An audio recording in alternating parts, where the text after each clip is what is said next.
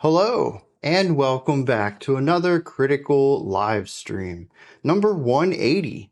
We're getting very close to hitting number 200, and I suppose we should do something interesting for that. I'm all ears if anyone has suggestions. I kind of fall back to let's do a Q&A kind of thing or live requests, but we've done both of those before. All right. Let's see, who do we have so far? We have Synapse, The Youth Worship Explosion, Johnny PLM, FHI, Pear is here, Spiral Out, Charm Tiger. Is that a T? Why does this font look weird to me? The Lycon? Is that accurate? Oh no, it's a 1. Helicon. There we go. What happened there? I have a separate app that I get my chat in. And it looks different to me today. I don't know why. Scarlett Letterman is here, also Poipu. And I think that's it. Good morning to everyone, or afternoon, or even evening to some of you. The community is slowly waking up. The Vuvuzela stream. Do we have a Vuvuzela today? I don't, I'm not super keen on half of these artists, so 10 a.m. free. Okay. Couple time zones west of me. You can order one. It'll be in every stream then, regardless of if we actually have one in one of the bands. All right, as I mentioned on Discord, we do have 12 tracks today. We're going to have 12 tracks every day because we ran into 47 requests last month, I think it was, which it ended up being a very large final stream for the month. So I'm trying to get ahead of that. We're gonna bump the number up from 11 to 12 per day and see where that takes us. All right, you can't just start another hashtag. You're not gonna bully me into this like you did with the the kombucha. I don't care how many capital letters you use in your hashtag. Got to pump those up. I'm sure we'll get there. The Patreon has been growing very steadily. I don't know what happened recently, but it stagnated for a bit earlier this year, and it's just been rising rapidly. So we're getting more people in the critic tier. We're getting more requests every month. So do I have a PO box? I don't. The thing is, it comes up like 3 or 4 times a year. Hey, Brian, I want to send you something. Do you have a PO box? And for that one instance, it's not really worth it. The cost to open the PO box.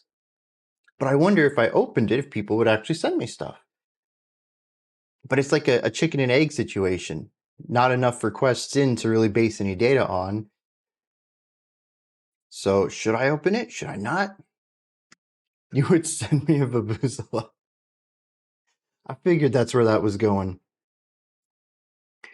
So I don't know. That's something I've been playing with for a while. I look at prices every, I guess every half a year or so for the past couple of years, and they keep going up. That's the problem, man.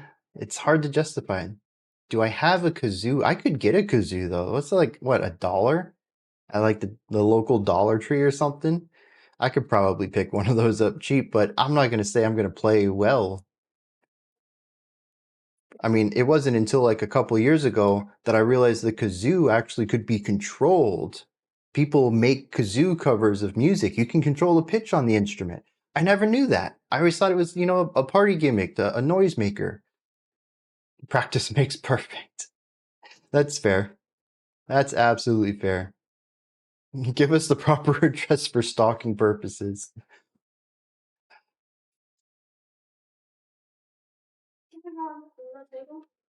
Yeah. 1 second.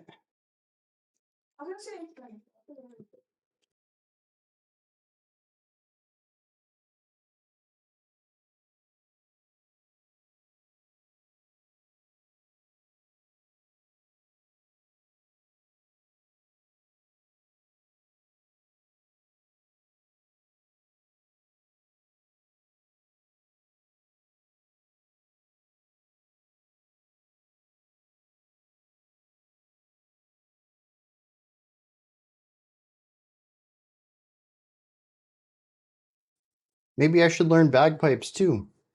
How expensive are bagpipes? I could start doing bagpipe streams. The didgeridoo?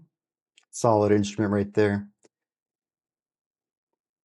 Playing a duck would be more favorable than bagpipes? Jeez. Alright. Let's get this day started. We're going to kick it off with some Bel Canto. The track Unicorn comes at us from Nate with no context whatsoever. Let's kick it, see what's going on here.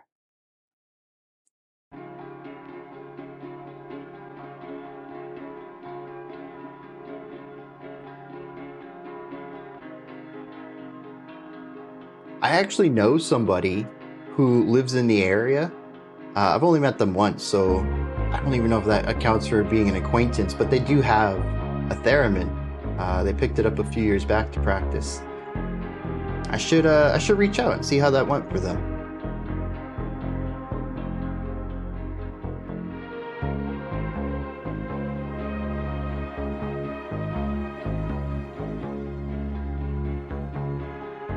Yeah, dude, there's no physical feedback.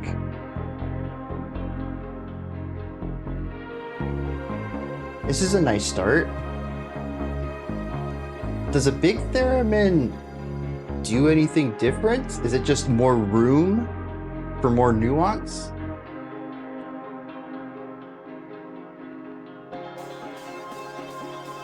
Oh, it's just older. Because I figure it's the speaker that's the output, so...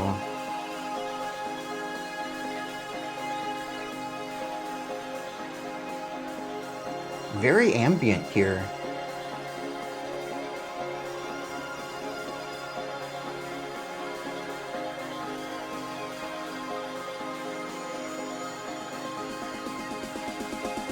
What makes the mood theremin easier?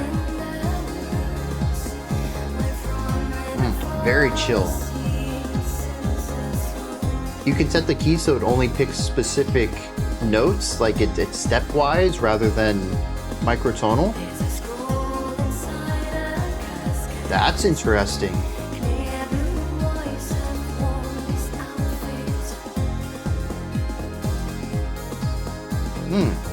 Makes me wonder when this came out.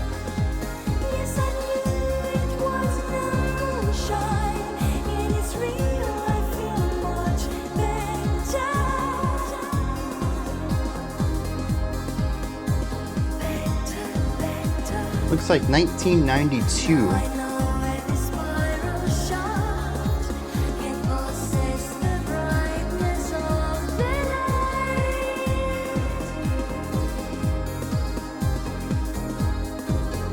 It's interesting having everything be as light and smooth as it is, and then that really heavy 2 and 4 bass kick just kind of like locks the song into these moments while everything else is very freeform. It couldn't be more early 90s if it tried. It certainly captures the sound perfectly.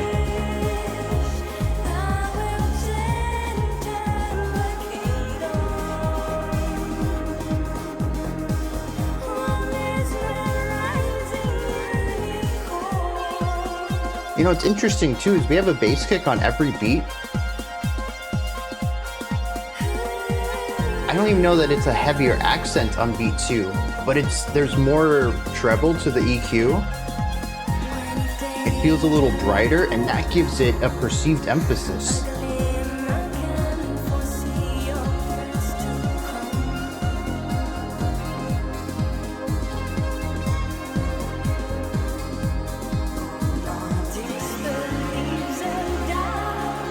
Very cool textures. Very dreamlike.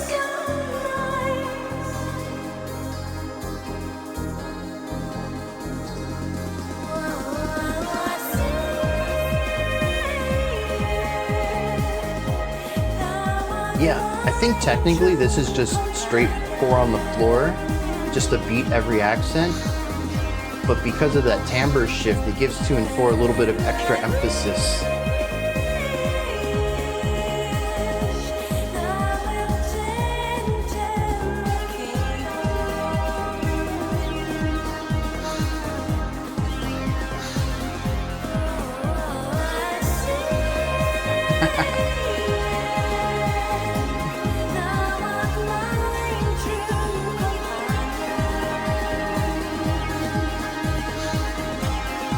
Lots of nice layers here, some good texture effects.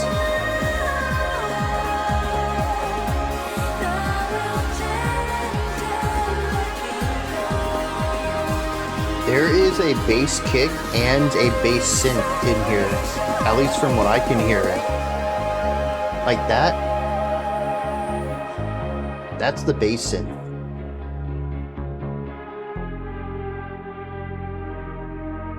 But there is a static. You know what though? I think that's what it is. I know, you're onto something. I don't think the bass kick, yeah, they're blending. It's not that the bass kick's timbre changes on 2 and 4. It's that it's lining up with the bass synth in a way that's different. Or maybe it's the pitch of the bass synth that's different on 2 and 4. There's definitely some sort of mixture going on with those two instruments though, that isn't present on 1 and 3. Yeah, solid sort of dancey track there. Very ethereal, very open and legato. I mean, even as much as that bass kick kind of gives you that grounded beat, and the 2 and 4 still feels like a locking motion for me, kind of snapping into that from the more fluid feeling, those instruments are still very light as well, a bit rounded off in tone. There's nothing in here that's ever punchy, impactful, sharp. Everything is very light. A physical kick? No, probably not. It's probably still digital, but very nostalgic vibe. 7 years old in 92. You're a bit older than me then. Not much, but a little bit.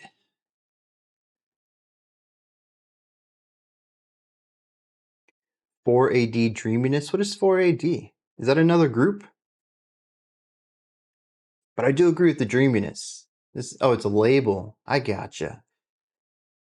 This is very, very dreamlike. It's a good way to describe this. A lot of it is just the floating textures, the reverberiness, the softness of everything, little impact going on, lots of legato style lines, notes just kind of being held. Oh, the original Dead Can Dance label. Yeah, the 4D's more late 80s. That's good. I don't know what else I could add to this though, other than the lush production. There's a lot of cool effects going on, some great layers, especially towards the end of the track. It does a great job of setting its atmosphere and even expanding on it. I don't think the song changed drastically over the course of this track, but there certainly was a difference towards the end. More layers, more effects. And there is a slight sort of movement that keeps a little bit of pacing going on. But it is a track that kind of sets its ideas and locks it in. You just get to dwell in that for the entirety of the track. Now, I've been looking forward to this, and we have a black metal lullaby here. This is going to be all sorts of ridiculous, and the thumbnail, that's just adding to my excitement. I don't know how to pronounce this artist's name, particularly because I don't know if that C should be an S or a K sound. I'm going to guess it's an S sound. Cikindeles is my guess for that. Sleep, dear child. It's the name of the track. This one comes from Evil, if I remember right. Sweet dreams, my child. Have horrible nightmares. This is all sorts of ridiculous. Let's dive into this and see what's going on with this black metal lullaby.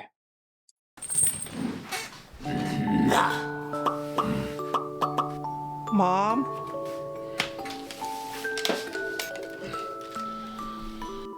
I can't sleep.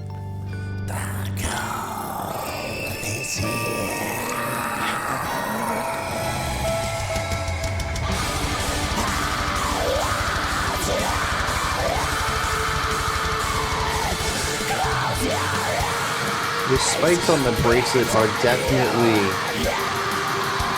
overkill.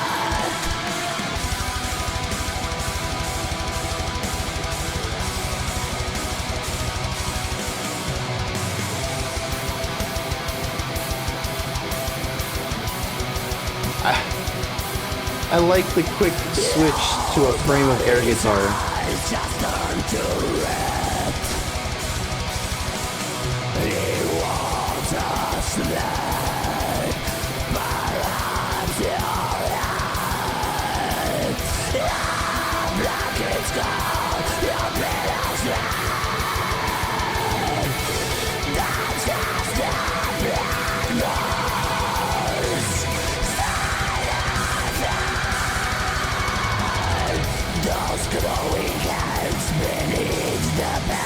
I don't like that last movement. Had a nice build up.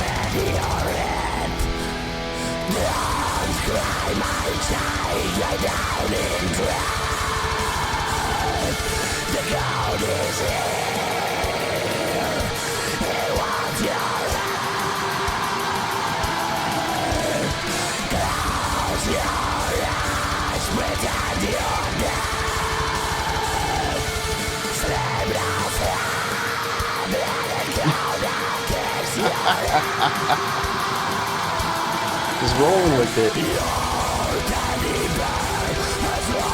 Egg and Gardevoir are welcome.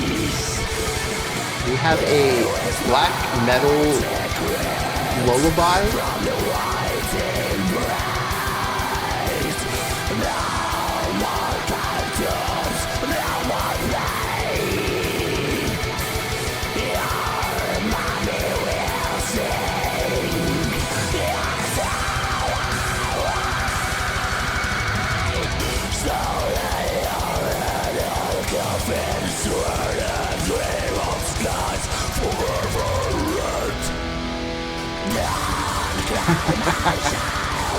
I kind of hoped we had wrapped it up there. But I suppose coming back to the Final Chorus isn't the end of the world.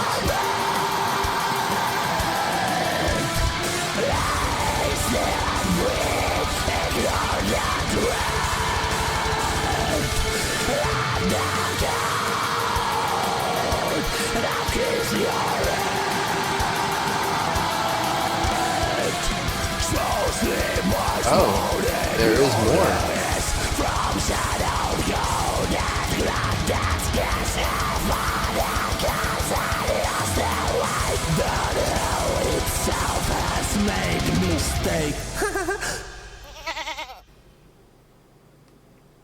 Nah. All right. Yeah.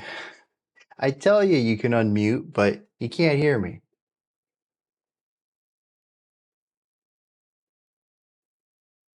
It's a solid idea. I like the concept behind it. It reminds me of Beelzebubs, a comic strip about a black metal family. They wear the corpse paint and the bracelets and the clothing at all times. They are that that social culture. It's not something they put on to go out into the world. Like, this is just who they are. And there's a lot of metal-based jokes around that, and Satanist jokes around that. It's a funny comic strip. I feel like this is in that same vein. What if people really embraced this 100%? It wasn't just a personality or a stage persona, but it was who they were, and it's who their kids were. What kind of lullaby would that person create? I bet Brian wished it would end sooner because it made him too sleepy. But it doesn't really click with me in the execution. Musically, solid. Drum work is fine. It's black metal drumming. I actually like some of the guitar riffs in here. It is all 16th note riffage, but some of the harmonic ideas worked really well. The escalating pitch at that one point, I think, did a solid job at creating a rising tension that I feel black metal just doesn't typically have any sort of contrast or dynamic work. I think there was a rather well-paced movement through here. I do think it carried on a bit long, but we did have highs and lows. And I could hear the guitars, the drums, the vocals, lots of clarity here. I probably would have even pulled a couple of lines out without lyrics on. So I'm kind of on board with it as a song, but as a bit of comedy, as this concept of a black metal lullaby, I don't know. I kind of agree with a couple of the others that it just doesn't quite click. And someone had mentioned that it wasn't even that dark, not as dark as old fairy tales, anyways. So yeah, it kind of falters in execution a little bit for me conceptually, but musically, that's a solid black metal track right there. So there's a show called Metal Family. I might have to dig into that because the whole idea of metalheads being who they are 100% of the time kind of cracks me up. And it's not even like just metalheads. I would watch any show about sort of exaggerating a cultural persona and making it a full-time identity, and need it to be more boring so that it functioned as a lullaby. That's interesting to a Metalocalypse. Yeah, solid show right there.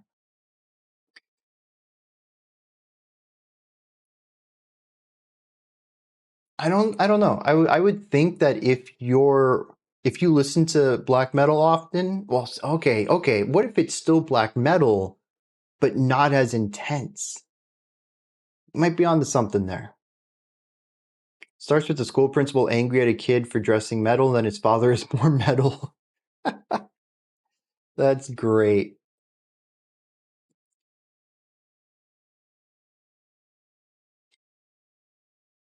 All right, let's see. Was there any comments? Oh, actually, did y'all see this? Where is it? There it is. There's a little hide button up here. Is this gonna hide the overlay?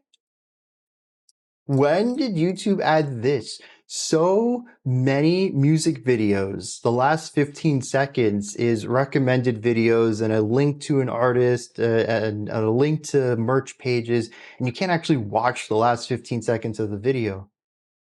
This is new. Yeah, that's a great addition.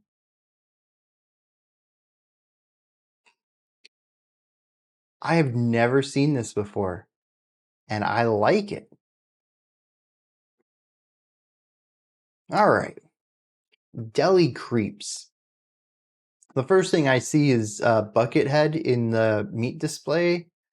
I'm not sure who the other two faces are, but I mean, Buckethead's a mask and a KFC bucket. Like you can't misinterpret who that is. But I do believe this is a Buckethead side project, anyways. The track's called Random Killing. This is the 2005 version. I don't know if that means it's later or earlier, but it is the 2005 version. Comes at us from Greg. This is Buckethead's first band with unhinged vocalist Maximum Bob. The concept of this group was basically horror metal, inspired heavily by the Texas Chainsaw Massacre films. They released demos in the early 90s, but came back for a proper recording session in 05. There's our answer. Enjoy the madness, and especially the absolutely insane guitar solo, as I would fully expect from Buckethead.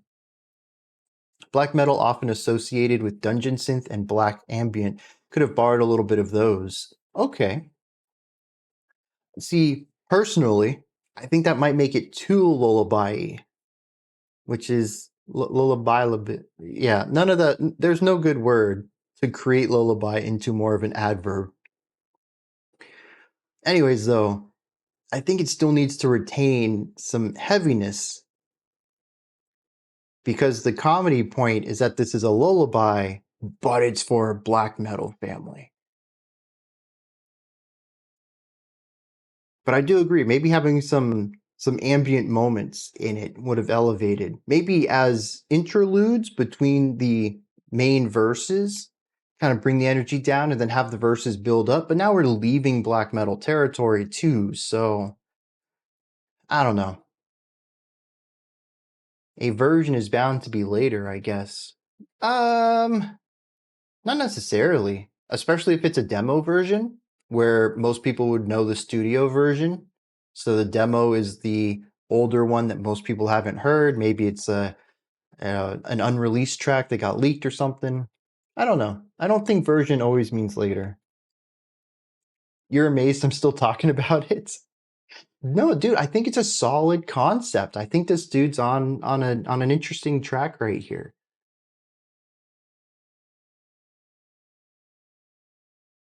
Like I said, the execution, I don't know, but there's meat on the bones.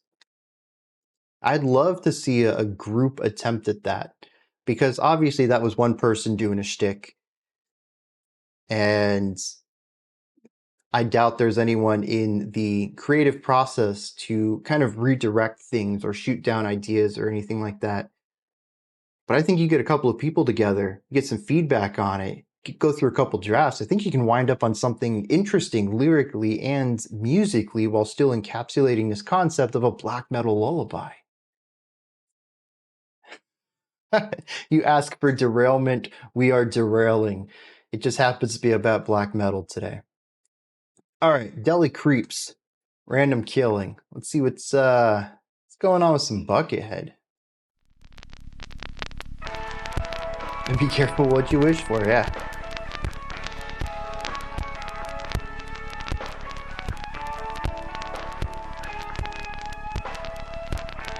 Not what I was expecting to start the track off.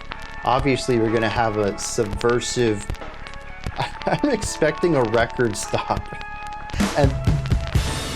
oh, no.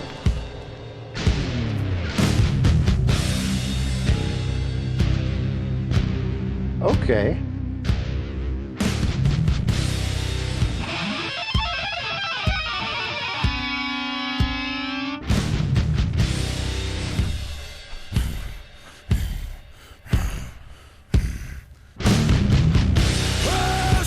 Yes, family, Addams Family, 100%.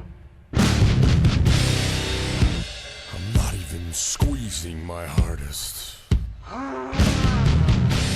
Damn for lies, you fuck! Oh, you look good that color. Yeah, I think I remember this. Just a day at the Why is it giving me some sort of demented dark preacher vibes? You're kicking a little longer than most do. I'm here to set you free.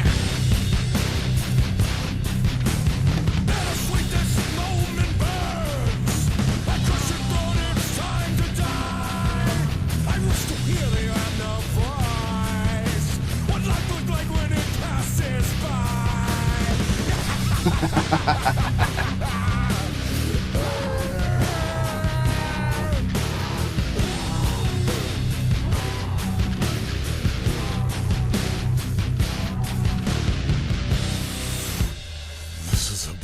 Home.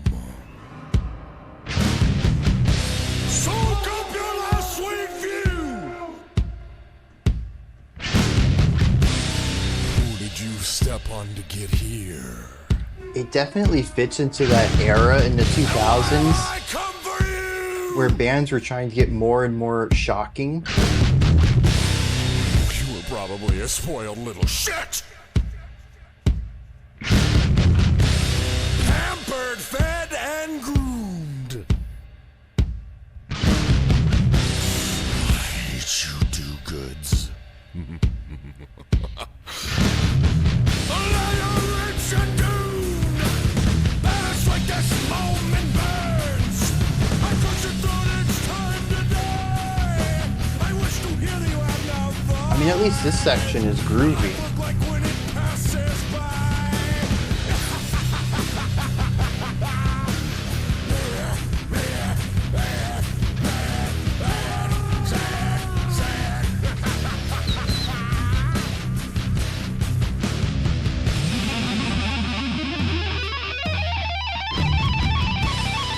Yeah, it's not too bad when it actually gets into that groove.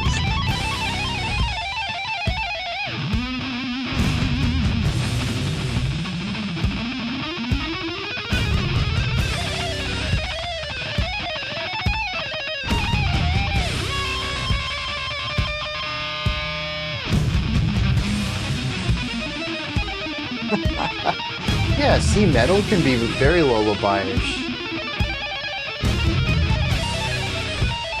I'm certainly understimulated with this. I don't think it's a bad track, but it's not for me.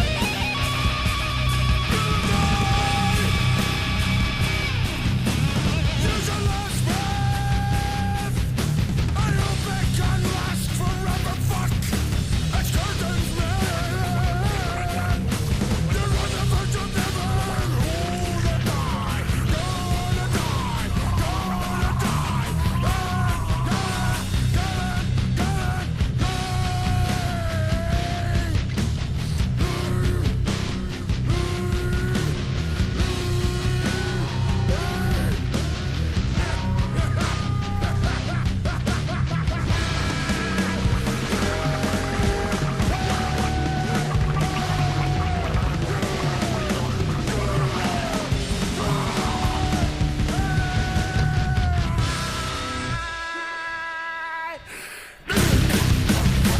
Gonna die. Oh, jeez, the random tempo shift.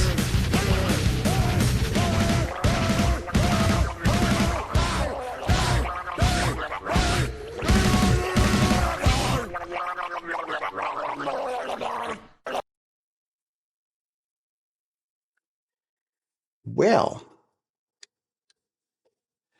you know, back in the 80s, bit of the 90s, we had shock rock. Do we have I don't know, a rhyming term for what we saw in the 2000s with simple metal designed for shock value? It reminds me of more popular groups like Slipknot's earlier work and particularly Mudvayne, who really went for this shocking storytelling, sound design, and occasionally even shocking visual element to the bands that didn't really line up with complex or interesting music. The music was a bit on the simpler side, and they separated themselves not necessarily by their music, but by the way they were, the way they presented themselves. Oh, Mike Patton, Patton. That's an interesting take on that. Hmm. I'm. It's interesting because I view Mike as a groundbreaker, always pushing the boundaries. And in this I don't feel pushed any boundaries. I'm surprised Mike would have enjoyed it, but I suppose just because you create an art doesn't mean you only enjoy that type of art. So I suppose there's always that. Oh, they played shows together. I gotcha.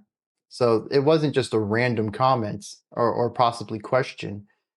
There was reason to ask Mike what his opinion of this group was. Got it. And see, there was a part in here where I kind of got some Serge Tankian element, but it was a little touch. But I can certainly see a Beefheart element to this entire thing. Let's see. Looking at it a bit more objectively, though, this song is it's two ideas. You really have to enjoy a more simpler take on metal. Heavy sounds, simple riffs, and a lot of open space designed to give focus to the vocals, which they certainly steal the show at times if you're here for that type of display.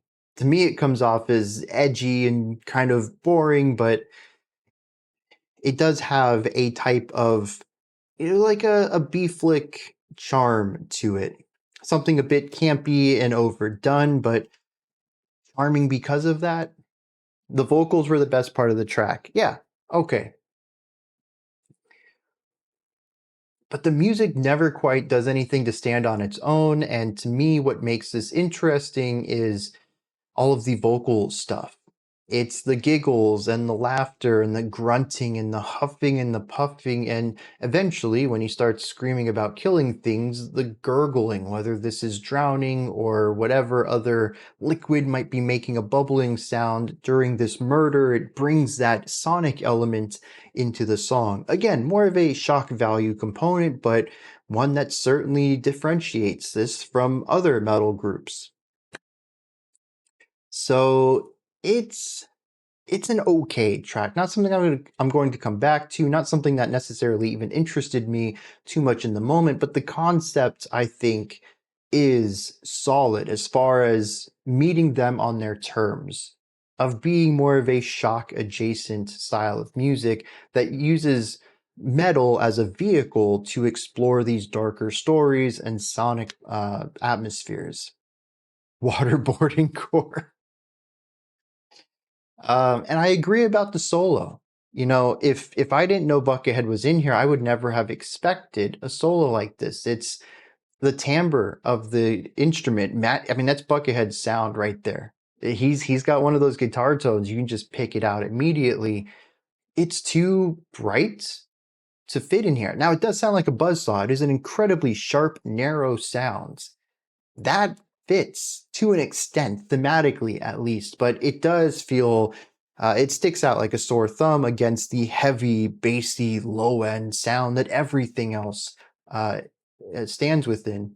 And compositionally, I don't think that it adds anything to the narrative. It is simply a solo to put a solo in there, and it's more of Buckethead being Buckethead in this track rather than creating a song by the Deli Creeps, you know?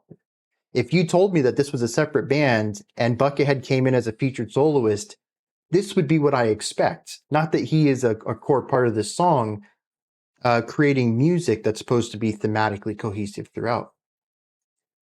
So, not my cup of tea, but I can appreciate what they're doing.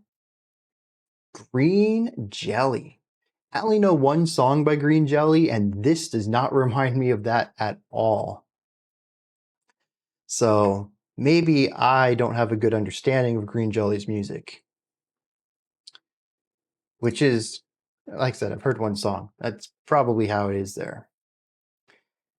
All right, we got some Pixies up next, which is a group that, well, I don't know of a song. Did they sing Gouge Away? Is that why I know the Pixies? And even if that's true, I've never heard their version of it. I just know they did it. I know someone covered it.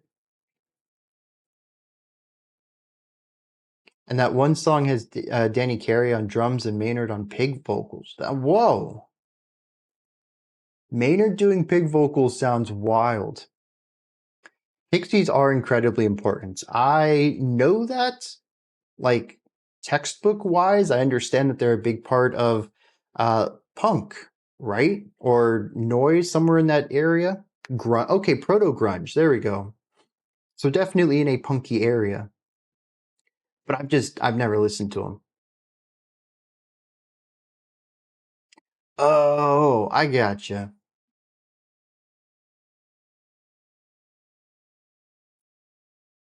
Danny Carey as Rambo. All right. But yeah, like I said, I know of Pixies. I just have never listened to them. But we have the song, Is She Weird? I don't know if that's supposed to be a question. There's no question mark, but sometimes titles don't have punctuation. This one comes at us from What Makes Me Me without any context. Nirvana basically ripped off a lot of their chord progressions. Yeah, you know, the best always steal from those who came before them. Standing on the shoulders of giants. Could you imagine standing on the backs of giants, not making a lot of progress? All right. Some of the things I say. Let's dive into this. Let's get a nice introduction to Pixies here.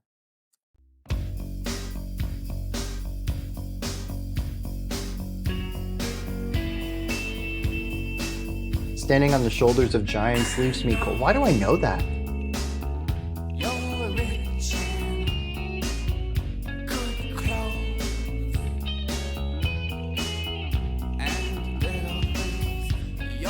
It's an REM lyric? From King of Birds, it looks like.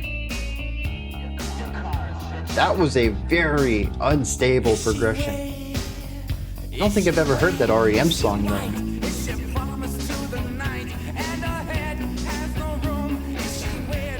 Oh yeah, we're in the same boat then.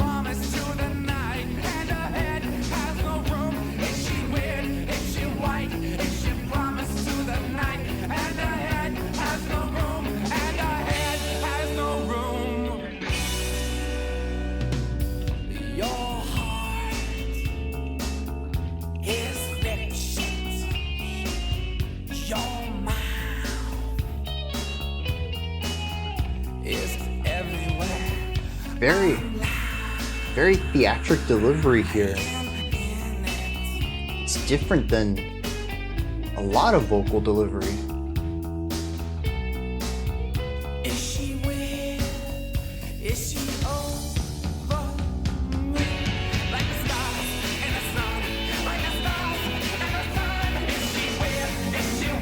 You know, I can hear some Oingo Boingo in here too.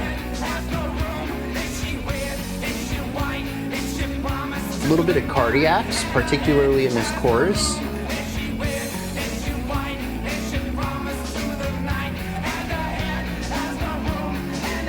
You know, we have had some interesting vocals today.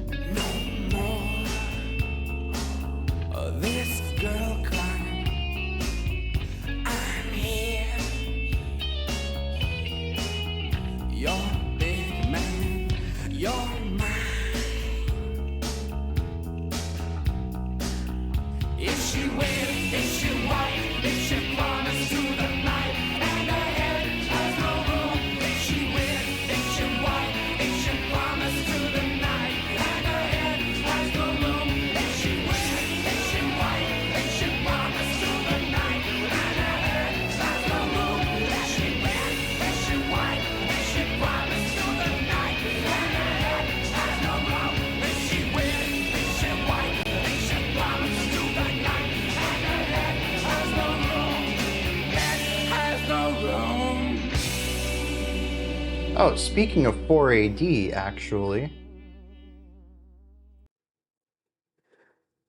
Nothing in here says that it isn't the original version, but it could be that they released a different one on a different album. This looks like it was the one that came off of Bossa Nova, but that doesn't mean it was the same one from another album.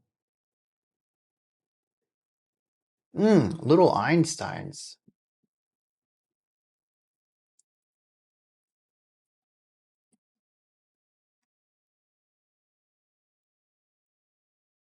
Okay, is that a band?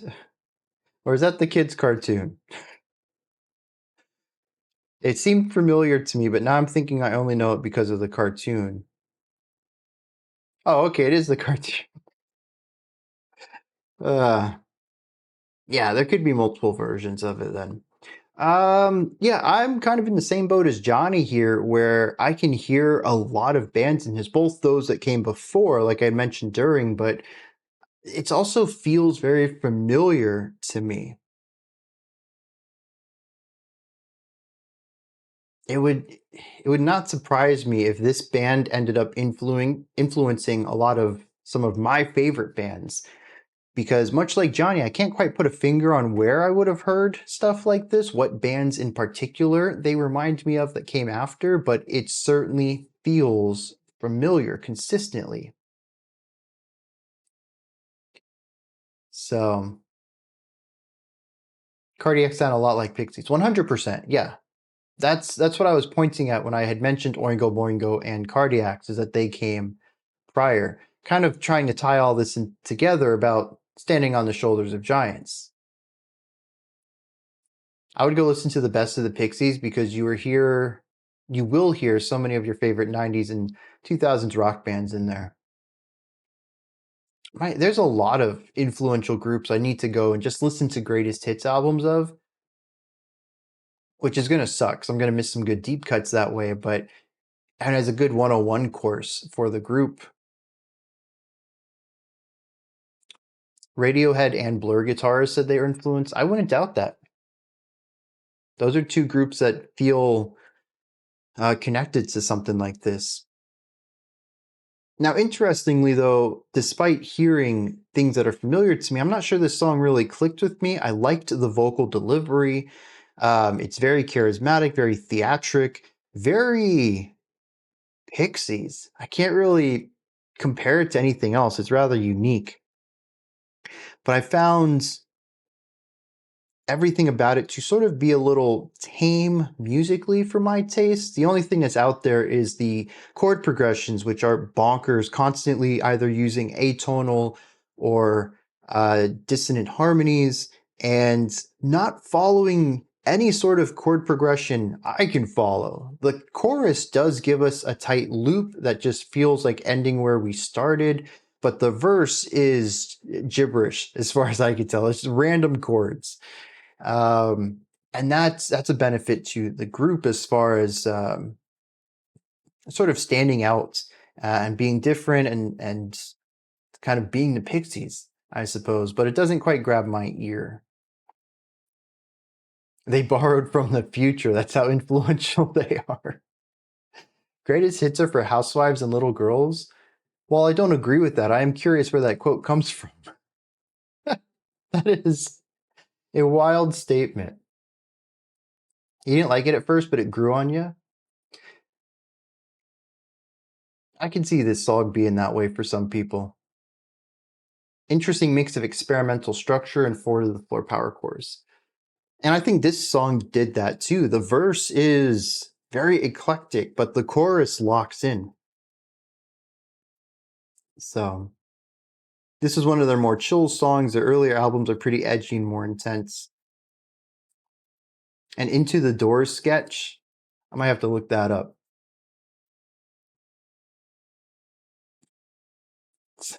I can't even think of, it's just such a bizarre statement to me, even within like a comedic context. I can't really find a good way to set that out. I got to see how they handle that. A lot more poppy songs in this in their catalog. Okay, so they are poppier and more esoteric. Interesting. How subtle the feeling of unease I got. Yeah. And that's the other thing too, is right, as wild as this song is harmonically, it is a really straightforward song, and it's rather palatable in its production too. Maybe it was a little different back in the 90s. Oh no, I was alive in the 90s. This would have still been a softer sound. Kids in the Hall, Into the Doors. Thank you. I'll definitely go check that out now that I know exactly what I'm looking for. But it is a pretty straightforward track and rather palatable, especially to a modern ear. And yet it still captures tension and unease really well. Really good balancing of that. Being different, but not too different. We're going to have a string of Spotify tracks. In fact, we have 6 altogether today, which I think is a stream record. Next up, we have Brand of Sacrifice. This one comes from Johnny PLM. Made sure to put the PLM in there so I don't get confused this time. This is the original Johnny's request. Deathcore with cleans, and I think that's neat. I'm already kind of sold on that. Deathcore's music is usually a bit intense for me, but having lighter, clean vocals in it is going to help me a little bit at least. Let's check this out. See what's going on with Exodus. You will not survive.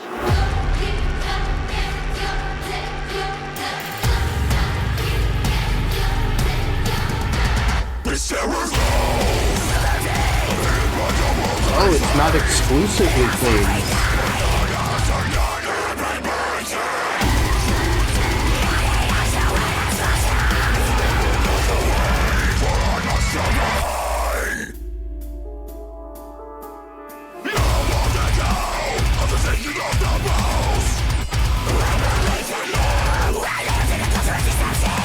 Those guitar screeches are wild.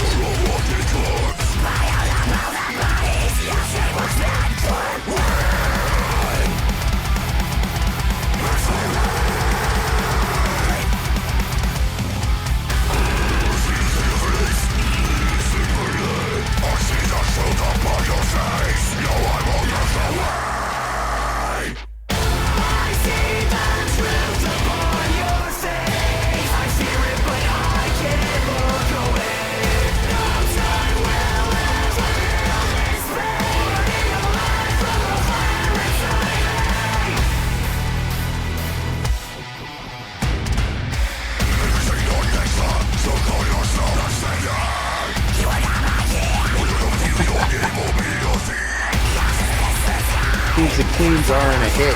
I appreciated them though.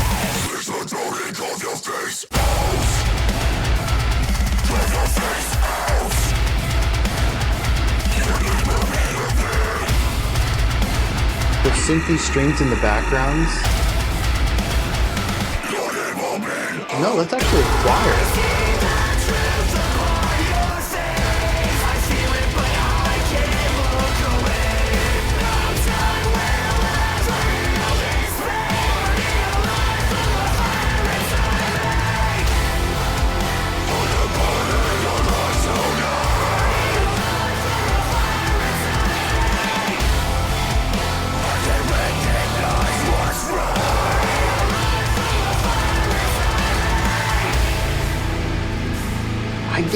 I gave that chorus a second listen, trying to find anything Linkin Park about it, and I'm really confused how multiple people have brought the comparison up. But it's possible that what I listen for band comparisons is different than other people. Gnarly tones.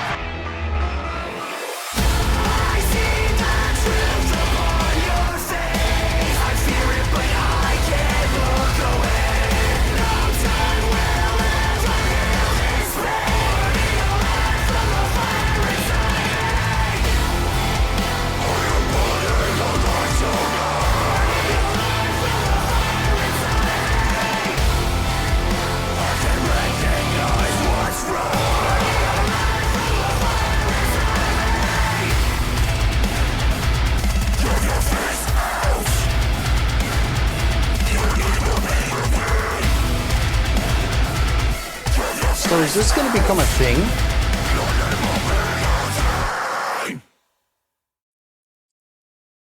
Are we going to see melodic deathcore this decade? Yeah, I think I'm with Synapse on this one. It reminds me a lot of where alternative metal is right now, taking the general sounds of a heavier style and introducing some lighter elements to it. In particular, clean vocals with heavy production and electronic components. There are multiple electronic layers on this that you would never find in traditional deathcore.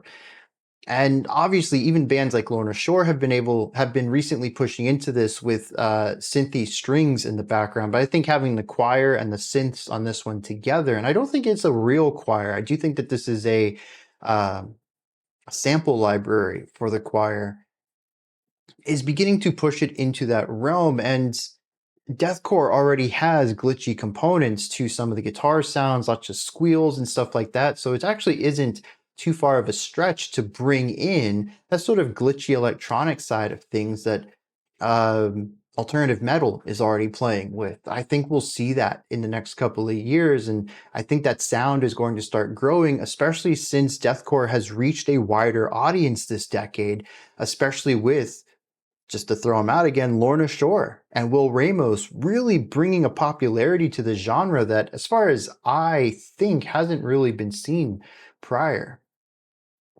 So I'm kind of excited to see where this goes. It isn't my cup of tea though. Deathcore, it's still too heavy of a song for me rather consistently, but I will say that I like the choir and synth and vocals, clean vocals in the chorus here. And the way that those play off of and bounce around the more aggressive 16th note pockets and sort of fast chugging and heavy weightiness of the guitars and drums. I thought that was a pretty cool moment.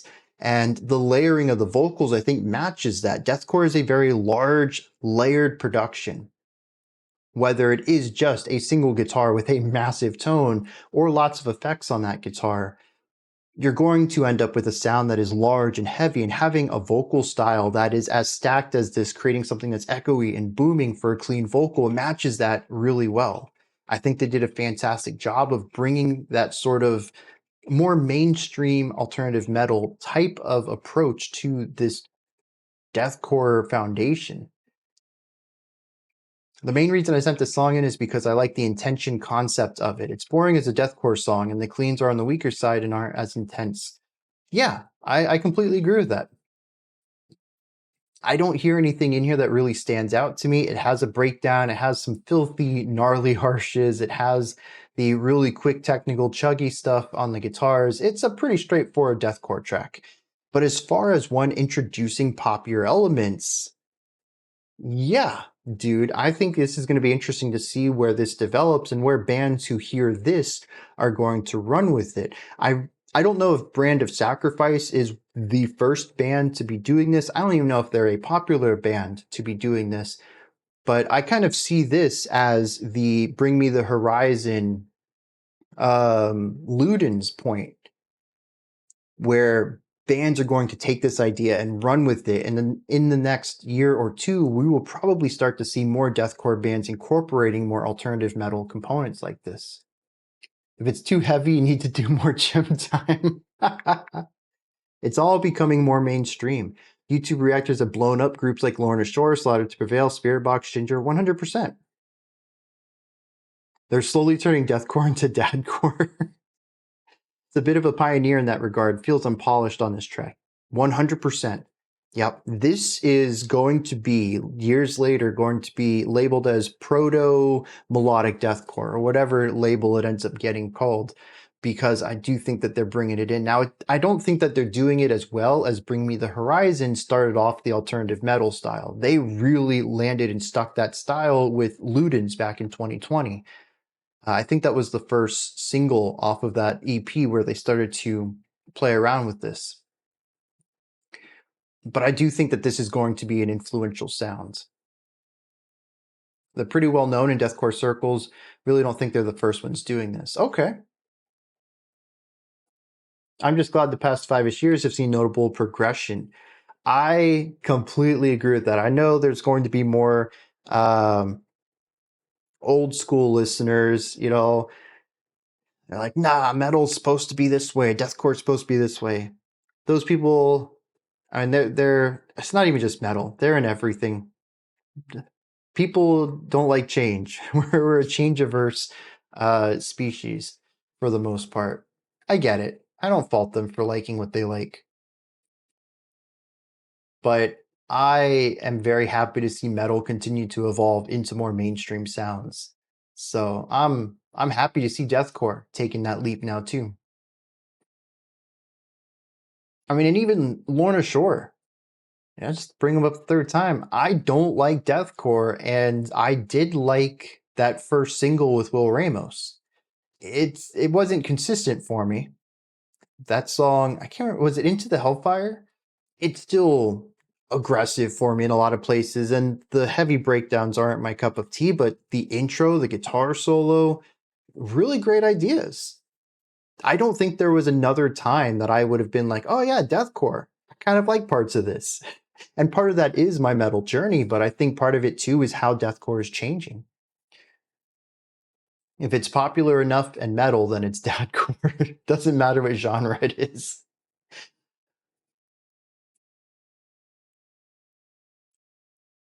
People are even starting to get turned on the car bomb. Yeah. And they're also kind of softening up too. I know we had this big discussion when I checked out one of their recent singles, but to me, I still think that song is quite a bit lighter than I remember Car Bomb to be. It's still greatly abrasive, but not like some of the earlier stuff I've checked out from them. And I think all of this is maybe not an intentional push towards a mainstream audience, because what Car Bomb's doing is still not mainstream. But it definitely feels like it is, at best, an unconscious attempt to bring in a wider audience, even if that is more based around what they want to make rather than the marketing element to it. that they're being influenced by more palatable sounds and they want to incorporate that into their music because they like it. So I'm all for all of this though. The old music is still going to be there. The old albums, bands are still going to release the old sounds. But I like bringing metal into a realm that I feel more comfortable listening to. Darko, I saw Darko US recently. Did they release a new album? Or maybe it was a tour. I don't remember. I saw some news of them on the Discord. But to hear they're taking things in a unique direction that isn't mainstream sounds very interesting to me. Core, Borecore. Oh, they did release a new album. Okay. That's probably what I saw then. But yeah, I'm down for all this exploration. It will eventually get to a point where I will enjoy a deathcore track, and I'm sure the old guard can be like, that's not true deathcore, but you know what? It's going to represent the components of that genre, and I'm going to like it, and that's going to be a win. At least for me, but I think also for the genre. King Yusuf? I have not heard of them, I don't think. The old guard can guard their old music taste. Leave them behind. That's fair enough. Oh, that doesn't help me either. I've never heard of King Yosef either. All right, next up we have some Nene Heroine with dłoni.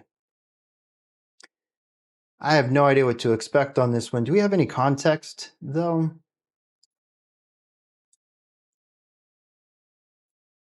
From Jaron with no context. All right. Let's just dive straight in and see what's going on then.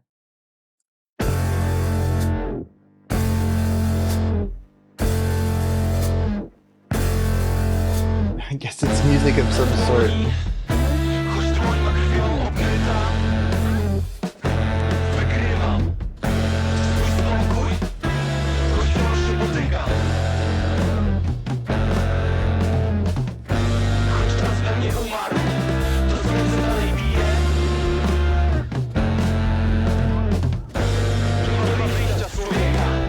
I do like the drumming. There is a pattern to it all, but it feels linear. It feels melodic.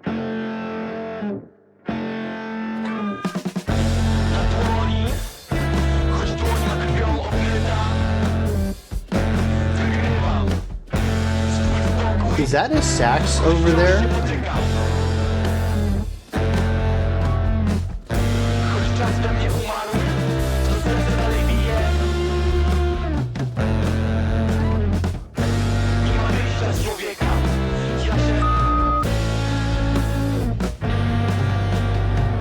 Baritone. Yeah, I think the low note definitely puts it in the bari sax range. It also has a nice boomingness to it.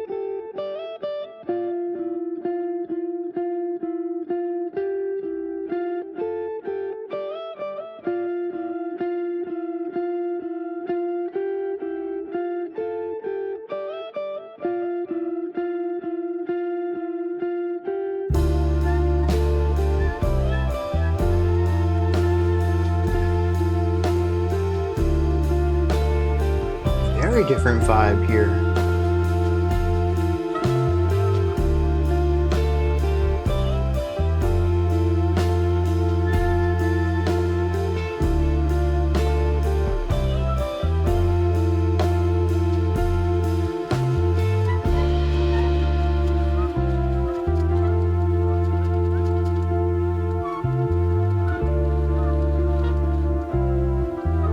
There's definitely some squeaking. I like the bass too.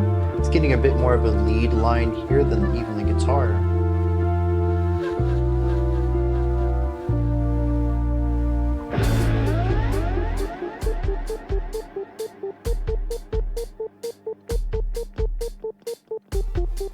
It's interesting. I don't know what to expect.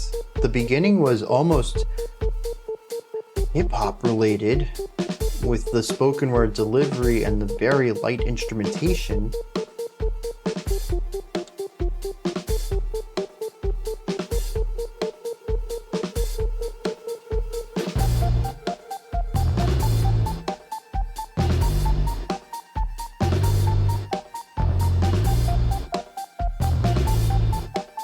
And then we have this, I don't know, almost jammy indie rock stuff.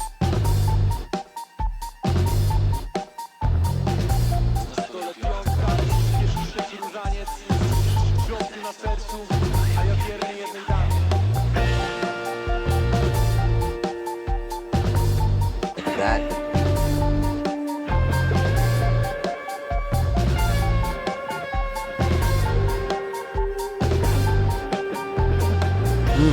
Yeah, Battles. I was trying to think of an electronic adjacent rock band. Battles.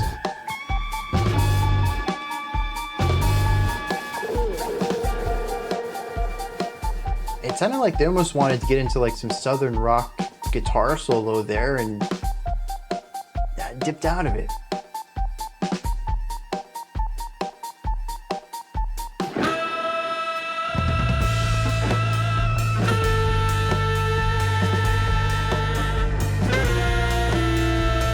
It's a neat series of ideas, and I love being completely knocked off my feet. I have no idea how to interpret this, what to expect, but I am failing to see a larger image form.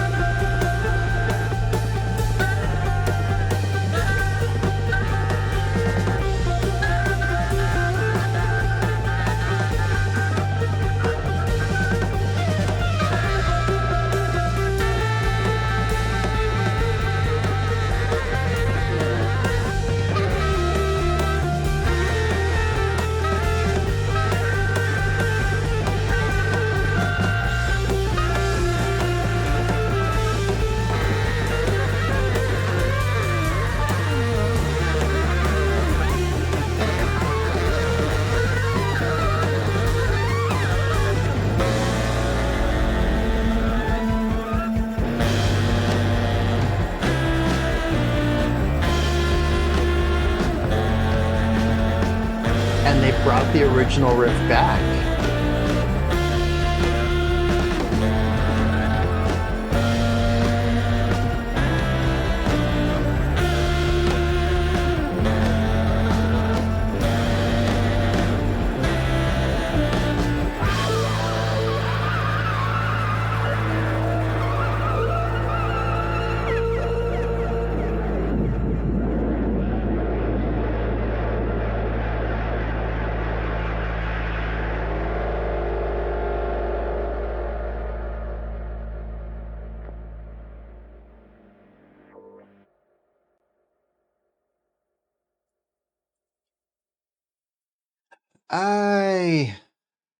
Yeah, that would definitely take more than one listen.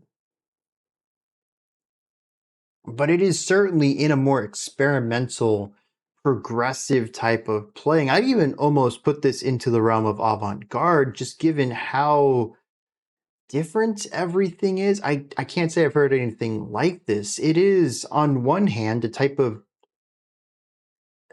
it feels like it wants to be jazz fusion at times, but not consistently enough. And it's always trying new things. It focuses on atmosphere over riffage at one point in time. I do think that we have a general buildup from minute 2 to 6, and I thought that worked rather well, but I still have a tough time bringing that back to the intro. Even though we do get the original riff revisited, it's a weak tie to an opening that sonically and atmospherically is so distinct from what comes after it. It's a fusion of a lot of things, 100%, and post-rock is definitely a big part of the middle of it. The use of the sax in there, the dueling guitar and sax at the end was a nice way to wrap that up. I really enjoyed where it went. I'm still not entirely sure what was up with the Southern Fried Rock fake out. Really thought we were going to get a cool guitar solo there, and it's like the band decided to do something different, as if this was a live jam session. It starts it off. He's like, I'm not feeling it today. Let's skip to the battling solos. So that was interesting. The spoken word, I don't think always fits, and I do agree with. I don't remember who mentioned that. That the beginning sort of drags on. It takes a long time to get to something interesting, and then that interesting thing is a post-rock buildup. So I don't know. It's eclectic, and I can definitely see a lot of people here in the community finding something of interest in this. But it is on the more abstract side. It is on the more patient listener side. It's not going to be for everyone, but it is fresh. I think this is the third time today I've talked about a sound being unique, something that I've never heard before. I can appreciate that from them.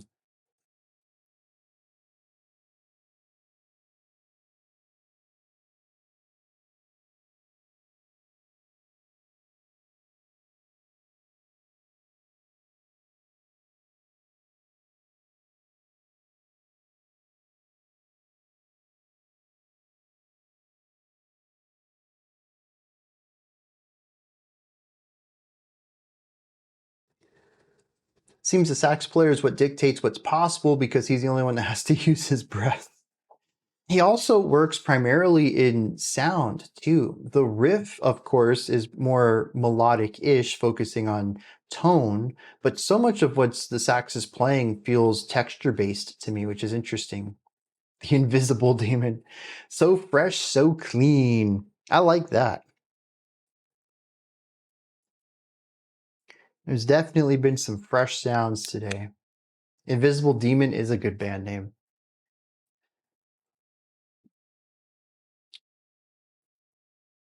I am curious what's being said, though. Maybe that would help a little bit, understanding the spoken word beginning portion of it. Next up, we have the Anchoret. A Dead Man is the track we're listening to. This one comes out as from 2112, first track after an intro song for a prog metal concept album with great instrumentation. There's an Outcast song called Invisible Demon? All right, let's dive into this. Oh yeah. Because I had mentioned, you mentioned Outcast, and I talked about it, for some reason I was expecting Outcast. I'm like, this is heavy for Outcast. But yeah, we'll listen to the Anchoret. Anchoret? Anchorets? Where's the emphasis on that?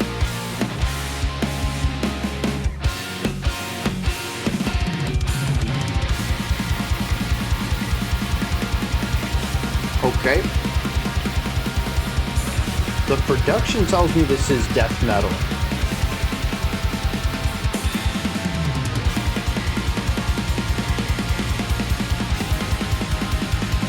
It's not? Is this black metal?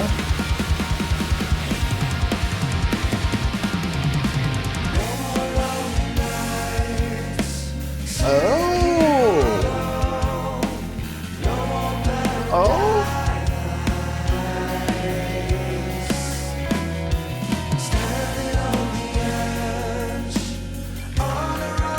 Oh, actually, I knew it wasn't. It was prog metal. That's what was just told to me.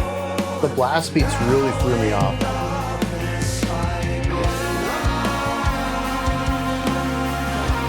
Yes, dude.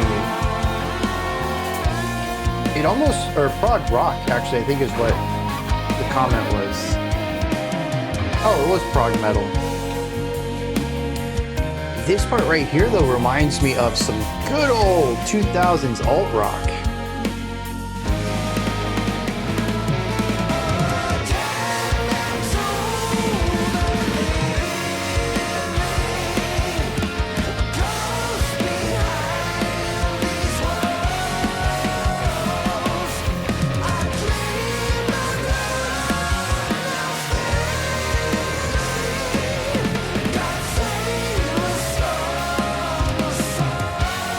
Love the guitar melody on the right. Really nice counterpoint to the belting vocal stuff there.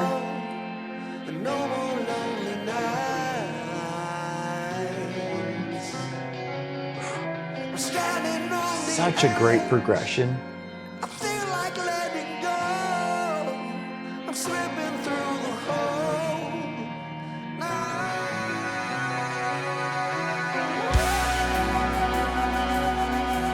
Flutes?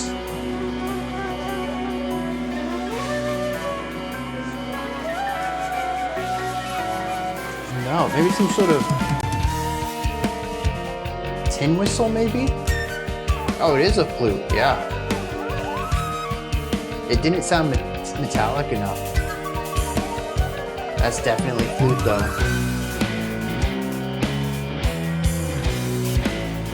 Does this band use a flute often? Some Dream Theater progressions there. They use all sorts of instruments. Very cool.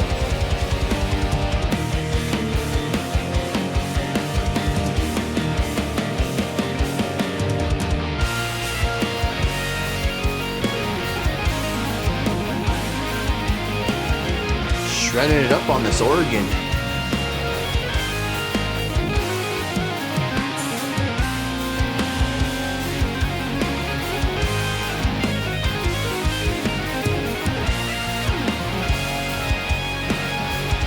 You know, the slightly darker tones with this organ reminds me of Church of the Cosmic Skull.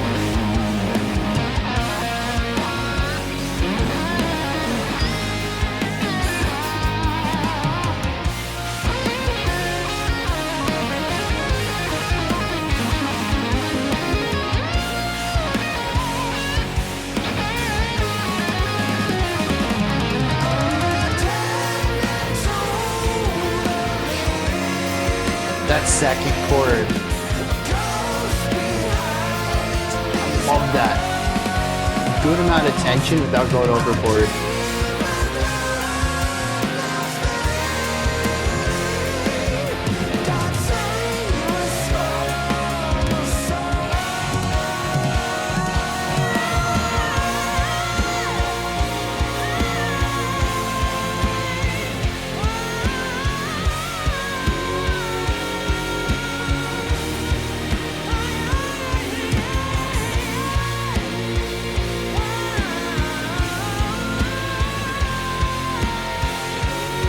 Yeah, I'm pulling this one down.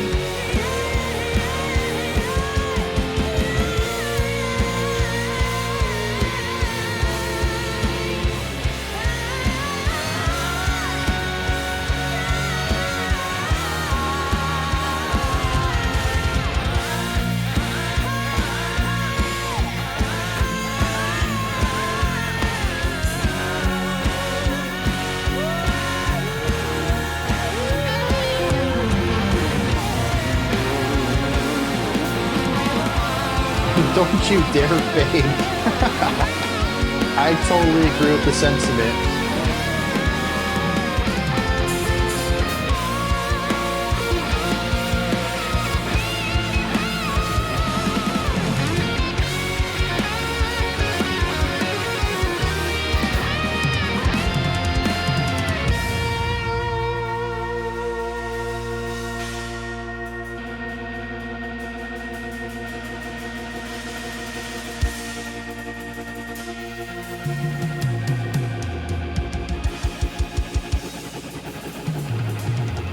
I'm going to assume this ending here is a transition.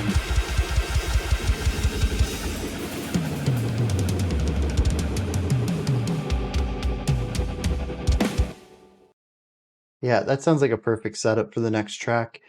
Here's the thing, dudes. This is basically the opening track off this album. There's a 2-minute song prior to it. Nothing else on the album is that short. I'm going to assume that's an intro track. It's called An Office for ... And then this track is called A Dead Man. And I'm going to wager that if you liked this, you're probably going to enjoy the album. At least that's the assumption I'm banking off of because I'm diving into this album sometime.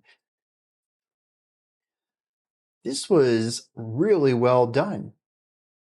Prog metal in the rockiest of ways. And I love that little crossover there. In fact, I'll honestly say the metallic parts were the least interesting moments to me.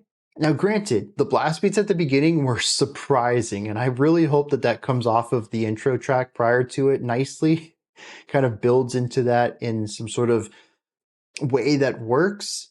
But everything after that is just phenomenal. The bluesy inspired guitar ideas, the belted vocals, the great production, the bass work, the drumming, the general movement of ideas. I mean, this is just everything. Oh, yeah, the flute. I don't know how I almost forgot about the flute. Phenomenal. Love that whole flute section. It kind of felt out of place at the beginning, but it built into an idea that worked. The general, well, at times sinister, but certainly unstable sound throughout this, a general darkness presented throughout the track, did a phenomenal job of increasing and decreasing intensity, dueling dueling solos, and just, yeah, dude, everything. This song was just so great. Moment to moment, always something of interest to my ears.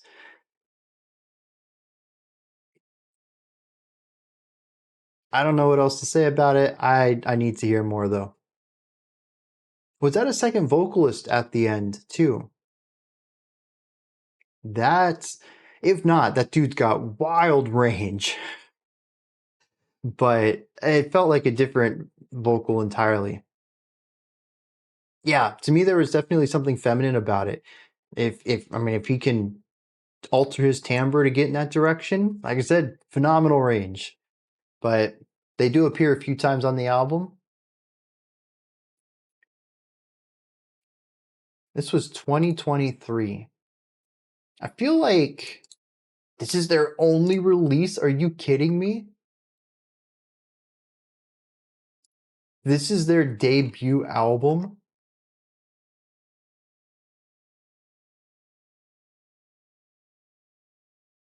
Wow.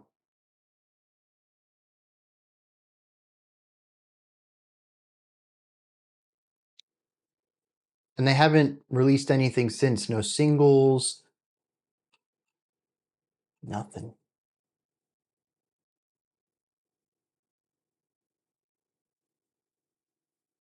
Hopefully we'll get another album soon. If I enjoy the album as much as I enjoyed this track, I will be hoping for the same thing. And the flautist, well, and they had a real flautist, which is pretty cool. I'm on board for that. That's a solid track right there. Okay, so we do have a guest vocalist. We got that cleared up. This one comes at us from 2112, first track after an intro song. Wait, that's what we just listened to. Oh, because I never progressed everything forward. This song is called Street Halo by Burial from Chris. Hypnotic, emotional, and richly layered, Burial's music has the feel of a spiritual successor to the Bristol-based trip-hop scene of the 90s, especially Massive Attack, but in the form of the more recent dubstep genre. Personally, it evokes the loneliness of the big city in the in-between hours of the late night and early morning, the heavy-legged walk home from clubbing through the eerily empty streets of a normally bustling metropolis, or the rain pattering on the window of a night bus full of weary souls and the graveyard shift workers, a very liminal space, time, and feeling. First of all, the thought and poetry that went into this comment, phenomenal. Love it. Really sets up an interesting sound sphere, and I'm ready to engage with this. Let's dive into some Burial.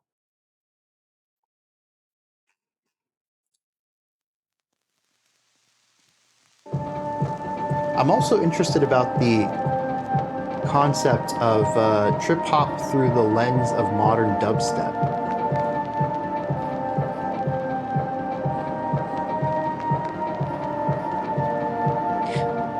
The detective walks through the streets. Slight rain fell. He felt trouble brewing.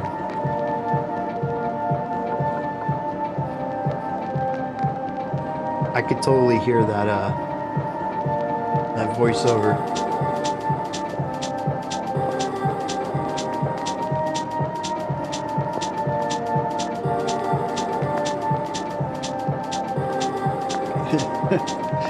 Just tripping, no hopping. Twitch isn't working too well for you today?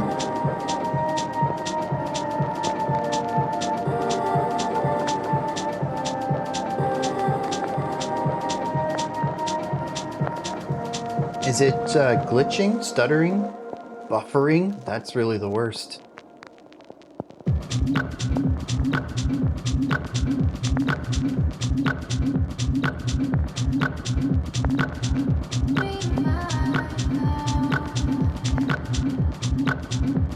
Yeah, that's not great. Dude, it's wild if you can VPN to a more stable server. Have a much higher ping, but a steadier connection. Submit to the machine. Let's find out. Definitely has clubbing vibes.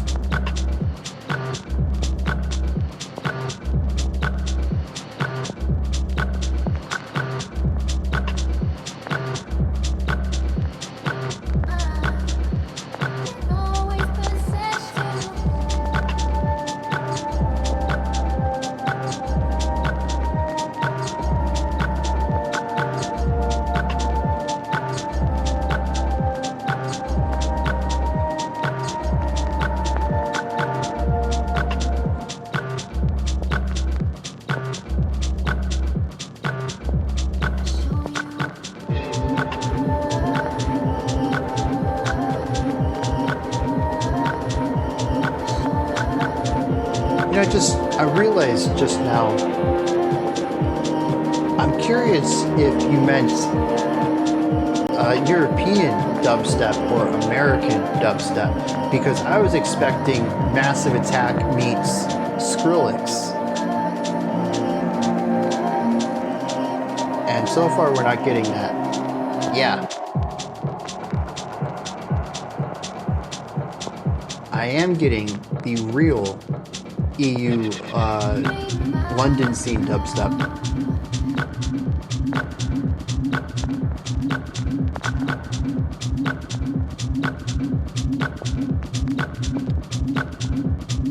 Yeah, I looked as well. I couldn't find any band called Submit to the Machine, so that would be a pretty cool stage gimmick.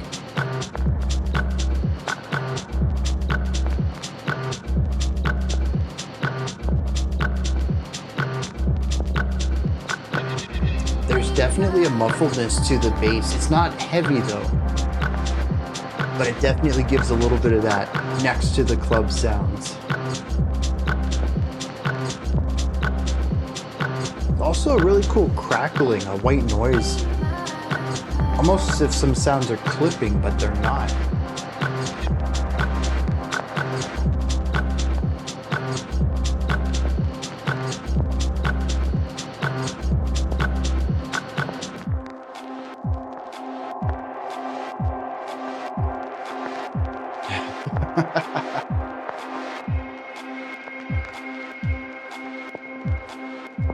The old next to the club London club music genre.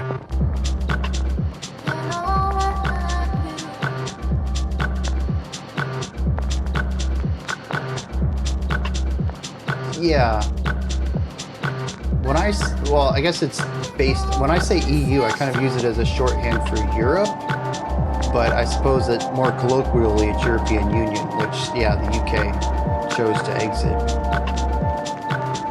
Probably should speak more clearly about that in the future. Just use the word European. They'll always be EU in my heart. People just doing nothing? No. Did this music make you think of that?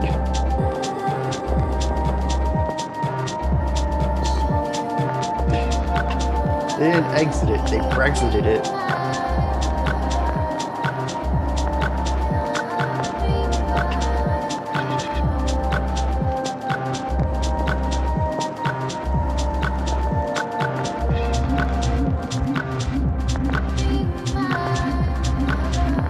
Interesting. Also, is garage radio group, is that like a proper term that people would recognize? Because over here we used to call them pirate radio stations, not garage radio stations.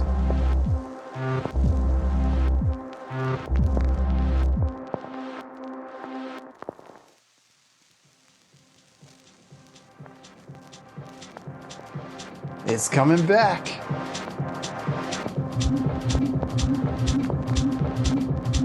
Oh, they play garage music on pirate radio. Okay.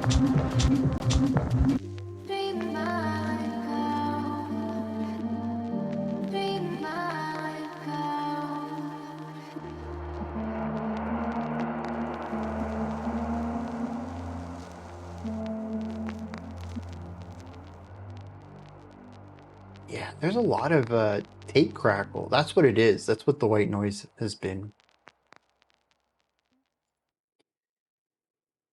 Very minimalistic. There's some cool textures in there.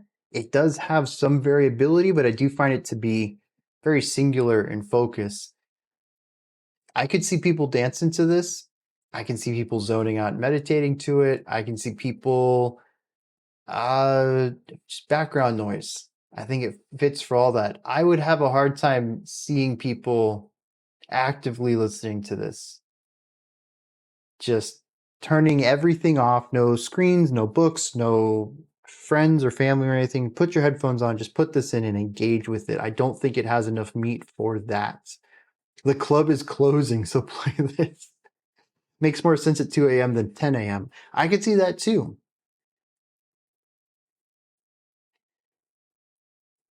It's well produced, well done, great vibe, but I don't have much to add to that. I do like how the vocals kind of get lost in it though. They're ethereal enough that they kind of drift into the song rather than sitting on top of it. And I find that to be a very palatable way to, in a sense, tuck the vocals into the mix. I don't think that's the proper term for this because I do think that mix-wise, they're placed really well rather than hidden. But because of the way they're produced, they sort of blend and fade into the song, which is pretty cool. Yeah, it's easy to get lost in it, 100%. Interesting track.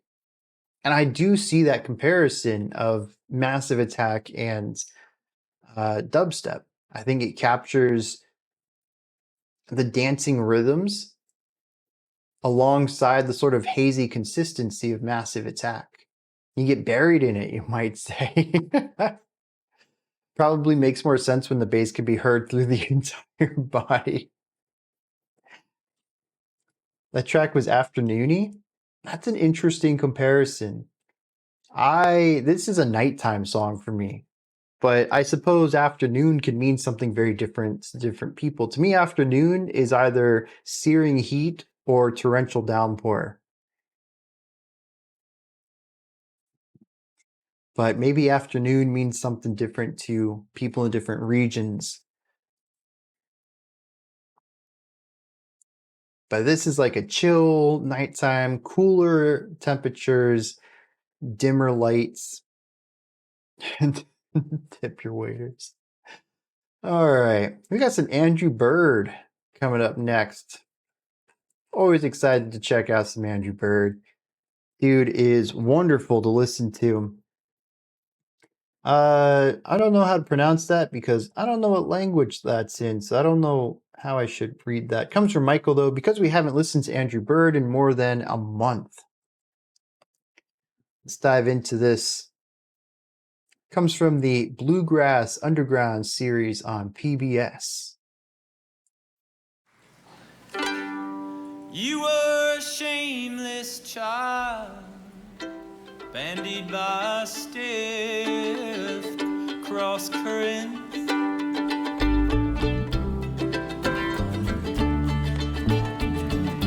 You were anything but mild. Yes and no, you simply weren't invented yet. Oh yes, oh no, no. Then one day you'd had it. You exiled, you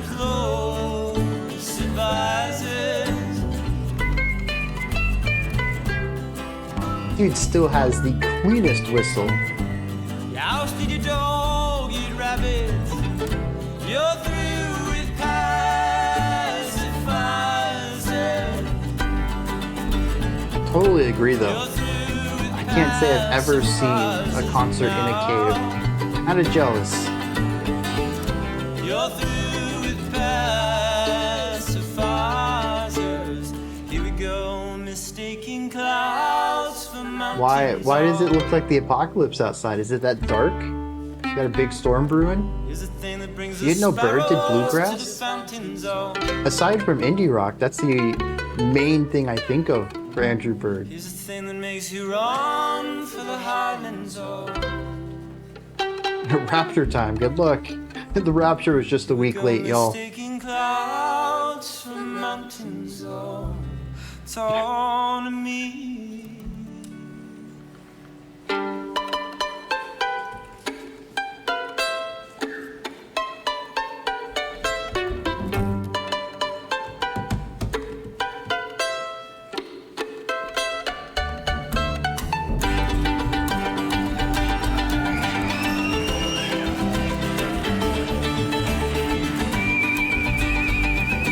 That was a fun little transition.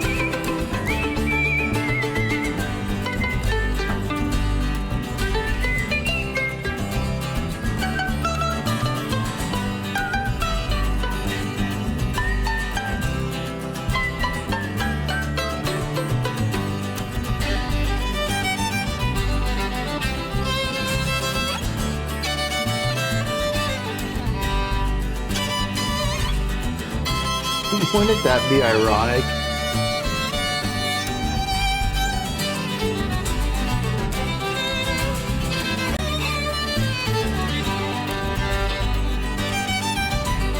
FHI's world just got the blue light filter on.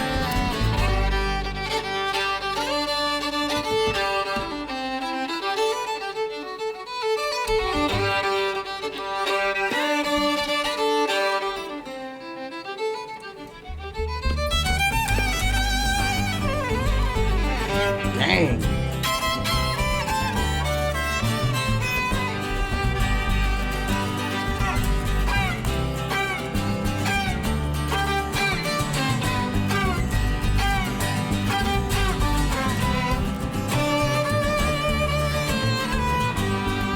Then one day you'd had it, exiled your clothes. I love their voices together too.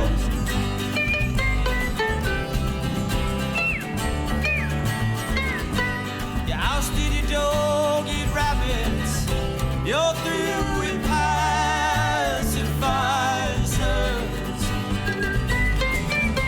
You're through with pacifiers now. You're through with pacifiers. Here we go, mistaking clouds for mountains. Oh.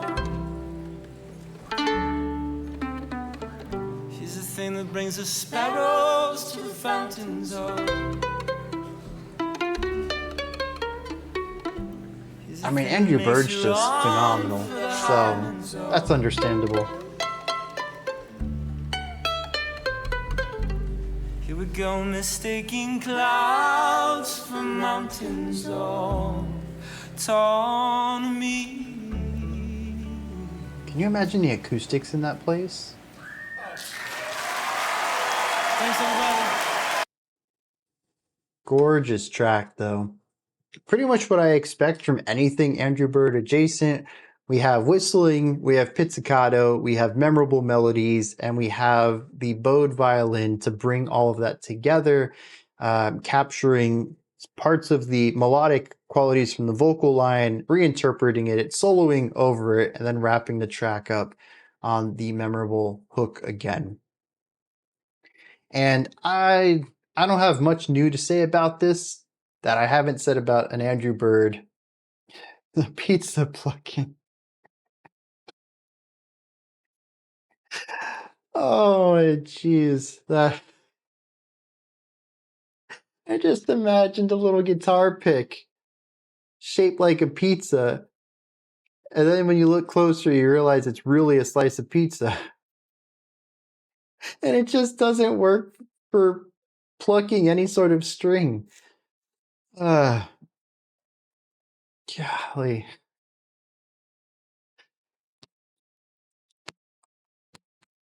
I don't remember what I was saying anymore. This is phenomenal. Oh yeah, I'm completely envious of this dude's whistling.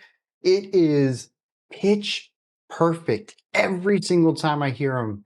He whistles alongside his violin playing, and it's just the right. It's like he has pitch correction on his whistling. It blows my mind, and it's so clear. Or fantastic body to it. It's just I don't know, man. I don't know if that's something you can learn or if it's just the way that his mouth shape is and I don't know. I don't know, dude. Have a gap in your teeth that helps with whistling? 100%, dude. Anywhere that wind can go through is going to help immensely.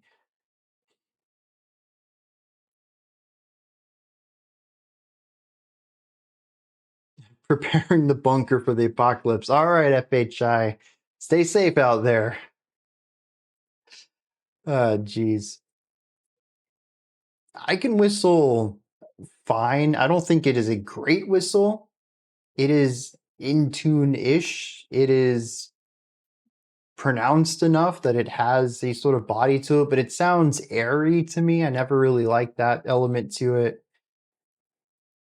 I have a nice vibrato on my whistle, but this is just like the if I ever wanted a textbook whistle, I'd be like, go listen to Andrew Bird. It's just like the perfect combination of every characteristic that I enjoy in a whistle, and he's got it all. When the pick hits the string like a small pizza pie, that's some more. Brian inventing whistle YouTube. I'm dead. That's it, guys. I'm getting canceled for my whistling whistling preferences. Oh man. All right, Ion Dissonance. Wow, dude, if there's people who whistle even better than Andrew, I kind of don't want to know about that.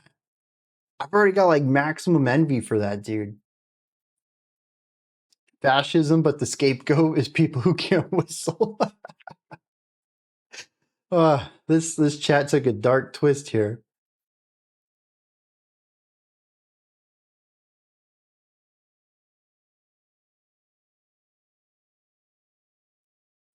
Maybe edit that out of the upload.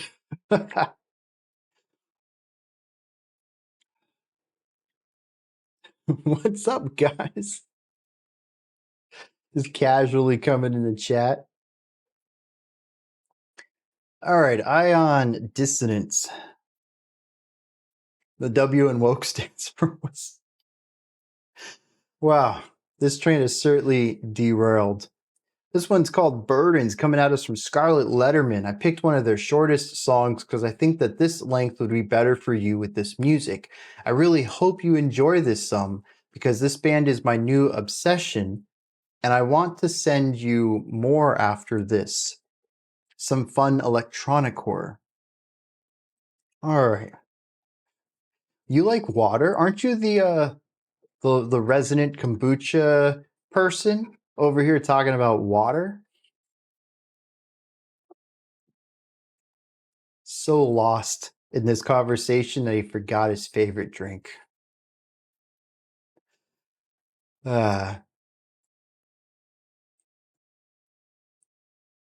It's an awkward segue, man. Electronic core was an accident? What is it supposed to be? Did I miss an edit or a typo or a second? I mean, it could have been a second. Oh, accidentally copied that, I guess. Oh, I might have mixed up some comments then. I hope everything's fine. Maybe I'll check it while this song's going. So it was an accident on my part, or maybe an accidental copying. I don't know. Someone made a mistake. Probably wasn't me. I'm gonna shift the blame. Let's dive into some ion dissonance and see what's going on with them. Get out of my head! We both know it's not how! Our saga has intended to play out! But it's too late to reiterate now! I need you to know this! I don't need to pull apart! I love this goes to the past! And I don't fear death! But I'm scared of what comes next! Every dawn is when I die! It's just a fair to know that we can move on with our lives! I'm over it, I'm over you! Hey there, little Mezzy. Welcome to the stream. You can submit a song on Patreon.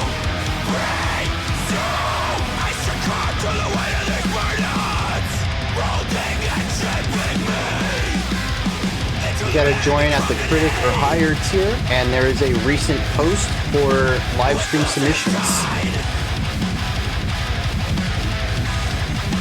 Nothing seems to satisfy!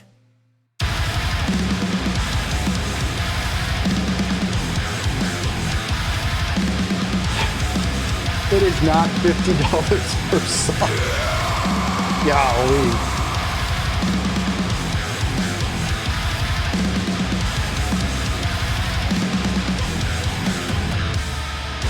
Fire everything you got! This is merely food for thought! It's just a fair to know that we can move on with our lives! I'm over it, I'm over you!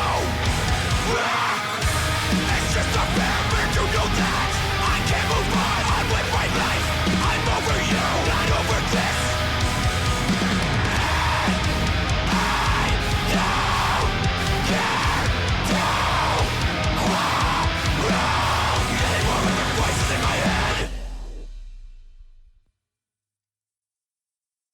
All right, Scarlet Letterman, you got me with this one.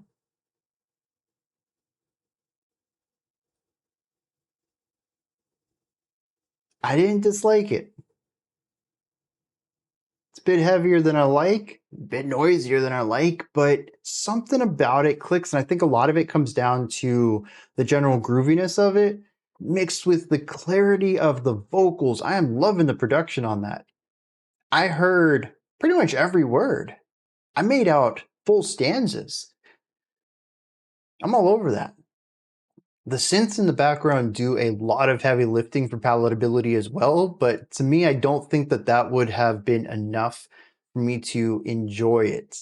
It would have been a nice addition, but the vocals are really what ended up clicking for me. And trade your life for a featured song. Frontierer broke me. Anything more palatable than Frontierer is just, it's fine by me now. That set a really low, not low, I don't know if I should say low standard.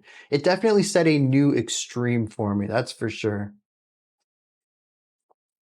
Been feeling a bit lightheaded. I mean, y'all made a deal with someone who has a demon. You didn't think I wasn't going to accept soul payments? Did you read the fine print on Patreon? Or did you just click buy the song requests? The Christmas discount only cost an arm. You can always be broken further. That is terrifying in the realms of music. Hey, Bats David, welcome. You can submit song requests over on Patreon. Let me put a link up here for you. You got to join at the critic or higher tier. There you go. If you're interested, send 20 to my Venmo account. But yeah, if you submitted more of this, I would not be as upset as you know, the back-to-back Frontierer stuff. Although I think upset's the wrong word. It was It was tiring, exhausting. This was nice noise. Can we call it that? Frontier, huh? Glad you enjoyed it a little. They do like putting the vocals in the front. Yeah, it is. It's still noisy. It's still abrasive. It's still that, but it's more palatable. I think the vocals being in the forefront, the synths being in the back, and the distinct lack of noise. There's certainly noisy bits. The guitars, they got their little glitchy, warbly stuff going on, but it's just not as abrasive. We are not doing Frontier for the 200 stream. Behold the Octopus. Yes.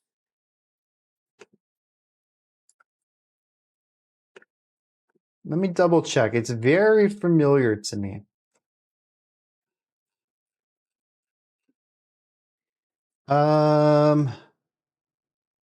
No.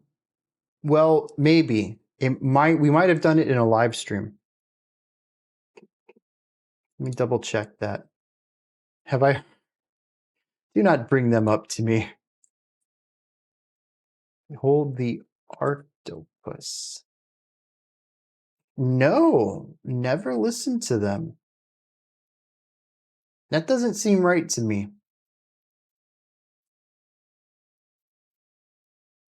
Maybe I listened to them on my own? That's tech death, right? They're pretty nightmarish, especially for a full album. Maybe I've just seen their name a lot around the Discord server. I feel like I've listened to at least an EP of them. Frontier Energy. You think they're instrumental? I don't know. That's not click. Maybe I've listened to a different band that's similar to that. I read their lyrics. Just Frontier gibberish. That's good. 2 more songs to go. We're gonna head over a little past the time here. Colin Marston on guitar. I thought I knew that person, then I didn't. You found this band because they were featured on a Frontier track. That checks out. Oh, Krallis's guitarist. Okay. Semi-tech death instrumental. I don't know. That's gonna bug me. I don't know why I know Behold the Octopus. It feels like something I've listened to, but apparently I have it. All right, we have fromjoy, daedalus, all lowercase, no emphasis, fromjoy. Very plain. I kind of like the album art on this though. Something about it speaks to me, and I don't know what it is. It's intriguing.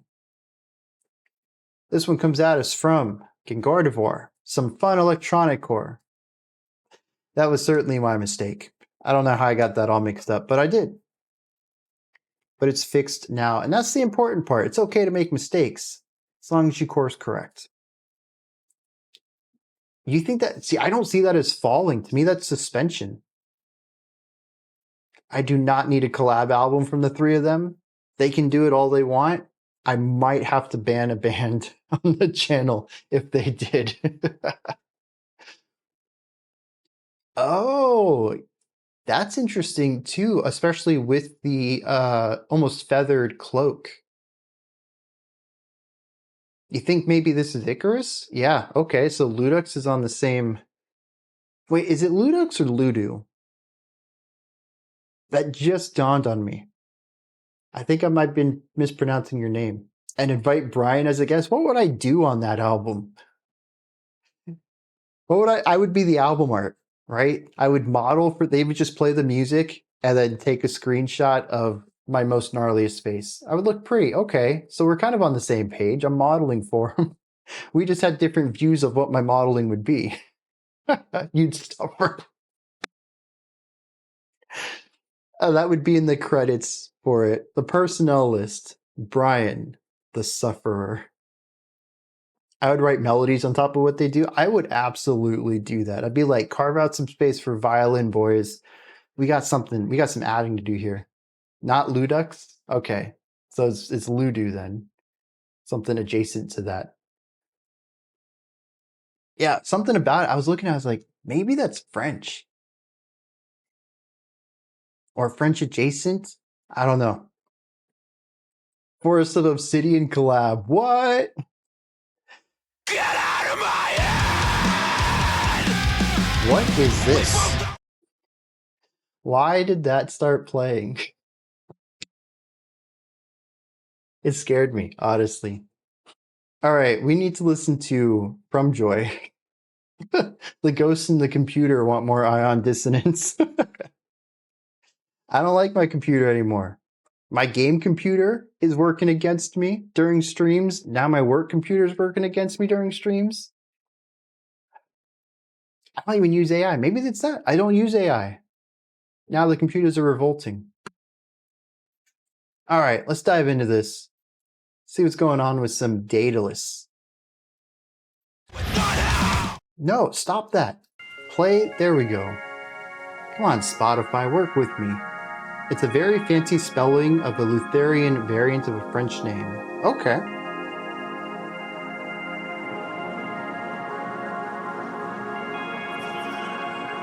Wait, Lithuanian. I don't know why I said Lithuanian variant of a French name. Ooh.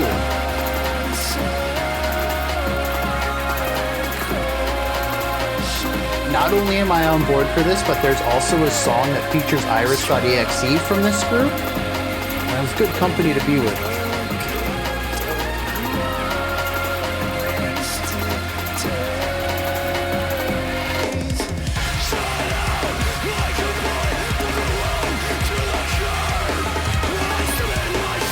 Do we have post-hardcore gays?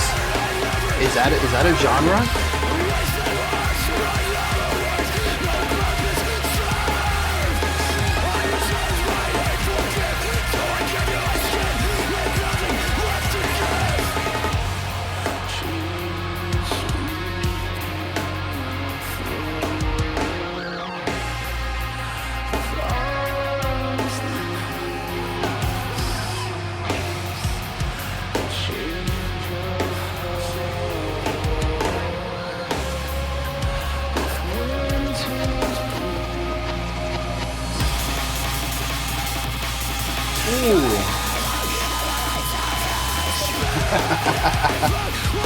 Yeah, I got that good old Florida education.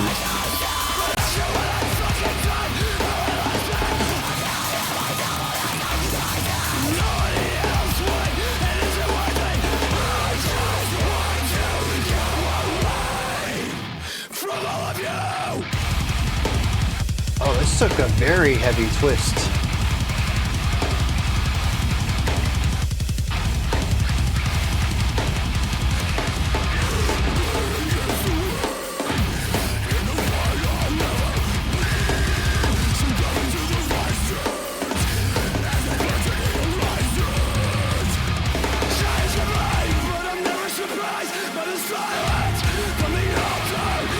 Interestingly, I had the opposite reaction, where I found that to be a bit too hardcore for me.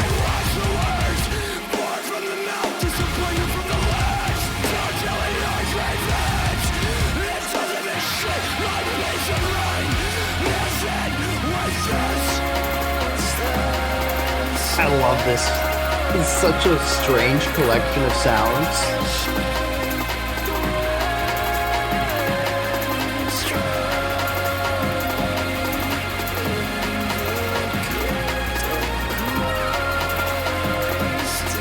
It really does feel like it's such an eclectic mix. Like you've got some electric artists and a hardcore band and they collab together. And it sort of bounces between the two extremes, but it's done in a very tasteful way. There is a general consistency of atmosphere and groove that keeps everything, fairly tightly held.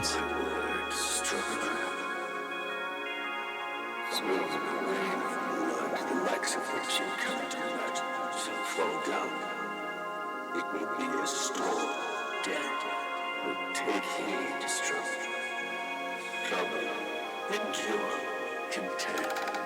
For that alone is the sword of one who fires dead. Yeah, I'm kind of sold on that. I'm gonna have to check out more from them, and they do have an EP that came out earlier this year. But this looks like it came from their 2022 EP. I'm curious if they're still doing something similar. The juxtaposition doesn't always work. It is. I don't think that the energy shifting always works, but I do appreciate that they attempt to have some sort of crossover compositionally that helps tie things together. I'm not saying it's perfectly cohesive, but it is a lot better than it could be. The question is that a real drummer? I'm going to assume, maybe incorrectly, that this is a single person, probably digital project. I don't think anything in this, other than the vocals, were real. The rest of the EP is almost purely drum and bass, but the rest of their stuff still blends the two. And see, I don't know if I'd necessarily want to check out the rest of this EP then, but I do think I'll dive into their latest EP and see what's going on there. And there's also the track called Seraph, like I mentioned, that they collabed with Iris.exe on, that has my attention. So I gotta see what's going on with that. I enjoyed this though. It sometimes gets too hardcore, but I enjoy the general mix of post-hardcore's aggression and guitar riffage with the lighter, ethereal digital side of things, the electronic component. I like the clean electrics, kind of bringing in more of a shoegazy, dream pop feel to it all. I think it does an all right job kind of meeting the hardcore end, the mixed end, and the ethereal electronic end. This shouldn't have been an end. This was a midpoint, and kind of finding a way to work with both extremes and mash them together. Oh, you considered picking it even. Yeah, I'm going to dive into that after the stream then. Oh, it's a band. Interesting.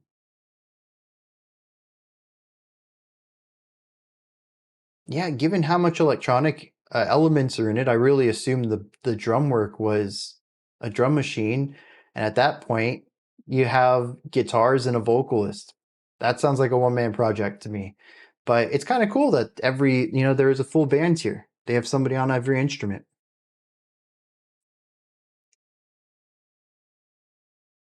Yeah, very neat idea. And another very fresh sound. I can't say I've heard ambient shoegaze post-hardcore before. We're going to wrap it up with some cold beat from the album Chaos by Invention. The double bass part sounded real for sure, just some of the breakcore stuff. The breakcore stuff is what kind of told me it was probably a drum machine too. Wrap it up. We're 10 minutes over and we still have a song to go. I'm about to get the old cane around the neck to pull me off stage. All right. This one comes at us from John, a gorgeous and luscious sounding track that gets me right in the feels every time I listen to it, which tends to be when it feels like I'm barely keeping my head above the water line of life. I feel that. Let's see how this song hits me then.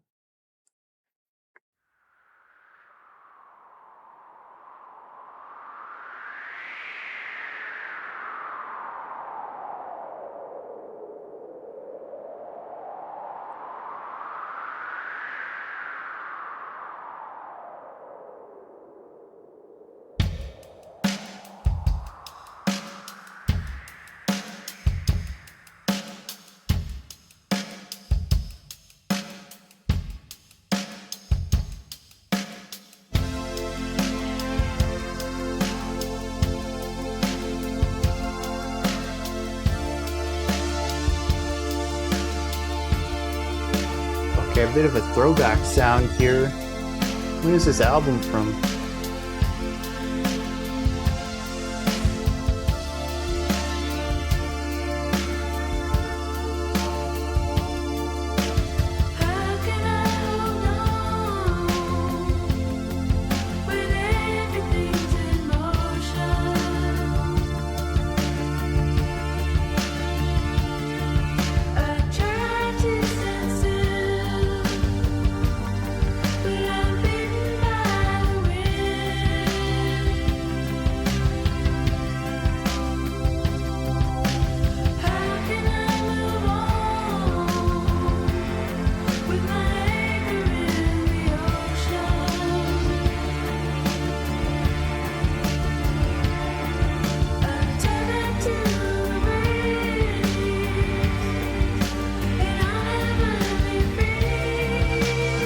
One beat full stop being the exact opposite.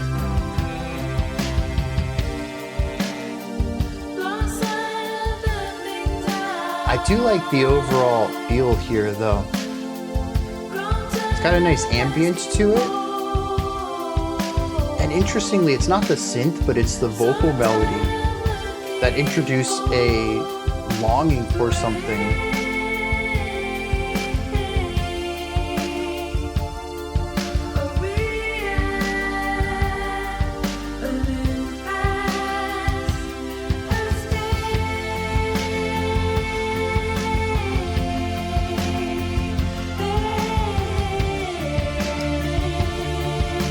Also, I think I mentioned this already, it feels so much older than when it came out.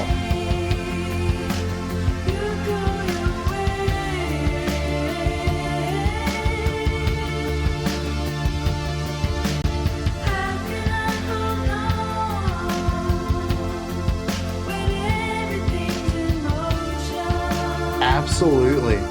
Yeah. I can't think of that composer's name, but yeah, the synth in particular, I think, is what really sells it. The light ethereal vocals on top of that.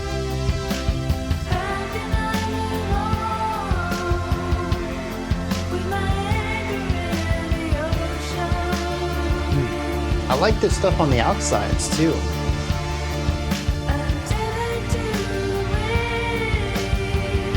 When you mentioned the youth worship explosion, it looks like it's snowing. Is that because of these slight Christmas vibes to this? It's got to be the chord progression in one specific moment of the track. A roller rink. Dude, why does that fit so well?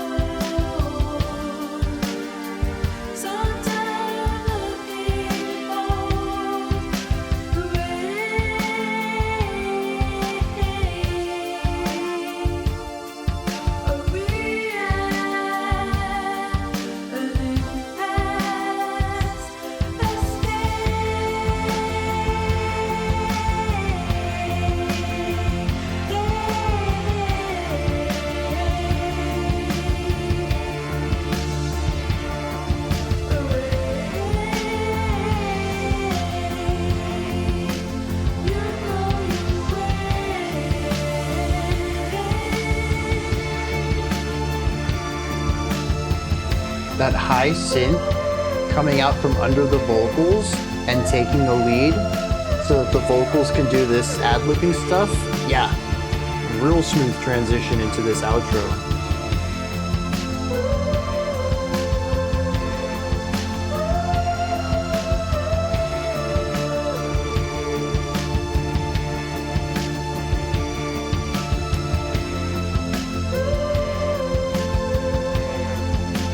Oh, good call.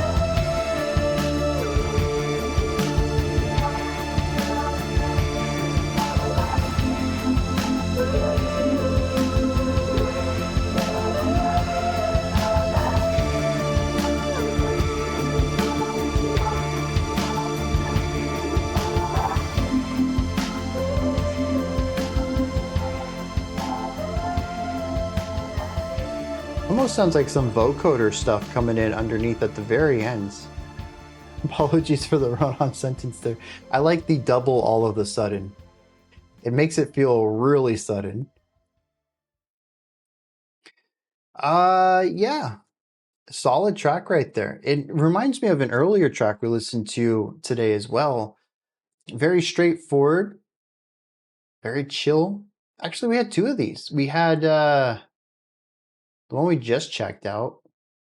No, not the one we just checked out. There we go. Burial. And then the second one today? No. Oh, Bel Canto. Yep, that was another one. Very singular focus, atmospheric ambient tracks.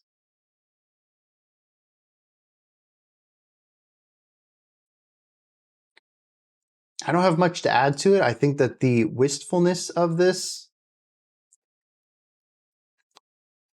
it matches the vibe really well. It's a song that feels temporal, wanting to go back to something that you can't get, you can't have anymore, and ephemerality to it, pairing with the wistfulness. It's just really great.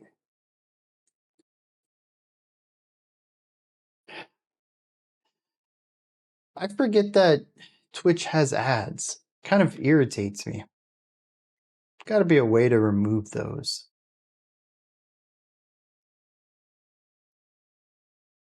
Oh, I clicked on the ads part of Twitch. Welcome to the new ads manager. Watch a tutorial. Tutorial for a website. Just tell your chat to use a VPN. The $1 million stream. Oh, it's a static ad. I don't think I can control those. I think there's like banners that'll pop up underneath or on the side or something. I don't have control over that. But I do have control of video ads, and I'm pretty sure those are disabled. Only you got hit. Twitch targeted you out for some reason. But yeah, I thought that was a great way to wrap the stream up. Very chill, very light, a little heavy, but a beautiful track. Excellent vocals, excellent production, great vibes. It's going to wrap it up for today then. Thanks everyone for coming out, hanging out on this Sunday. Yeah, I'm always happy to have these streams. They are fantastic, a highlight of my week. We had some good laughs, some good tunes, good conversation, nice weather. We had some storms today, I think. Yeah, the ground's wet. So we had a little bit of rain while the stream was going, but it has been cool. And we had a birthday party yesterday. And I mean, luckily it was a wet birthday party anyways. We had a water slide and stuff. So cooler weather, constant clouds. At least it wasn't 90 degrees with intense humidity. So good bit of weather this weekend, that's for sure. Stay spooky, 100%. We do have the spooky week upon us. Sinister week kicks off tomorrow. And then we have a double week after that. And then it's spooky week. So, you know, if you've already picked some spooky songs for your live stream selection, make sure you got some spooky things lined up for the last week of regular reactions as well. As usual, the VOD for this should be up soon, assuming YouTube doesn't have any issues with it relatively quickly, 30 minutes or so, hour. Early access will be up sometime between now and 5 Eastern Standard Time. And that's about all the announcements I have for the end of this stream. So, y'all have a fantastic rest of your day, and I'll catch y'all later.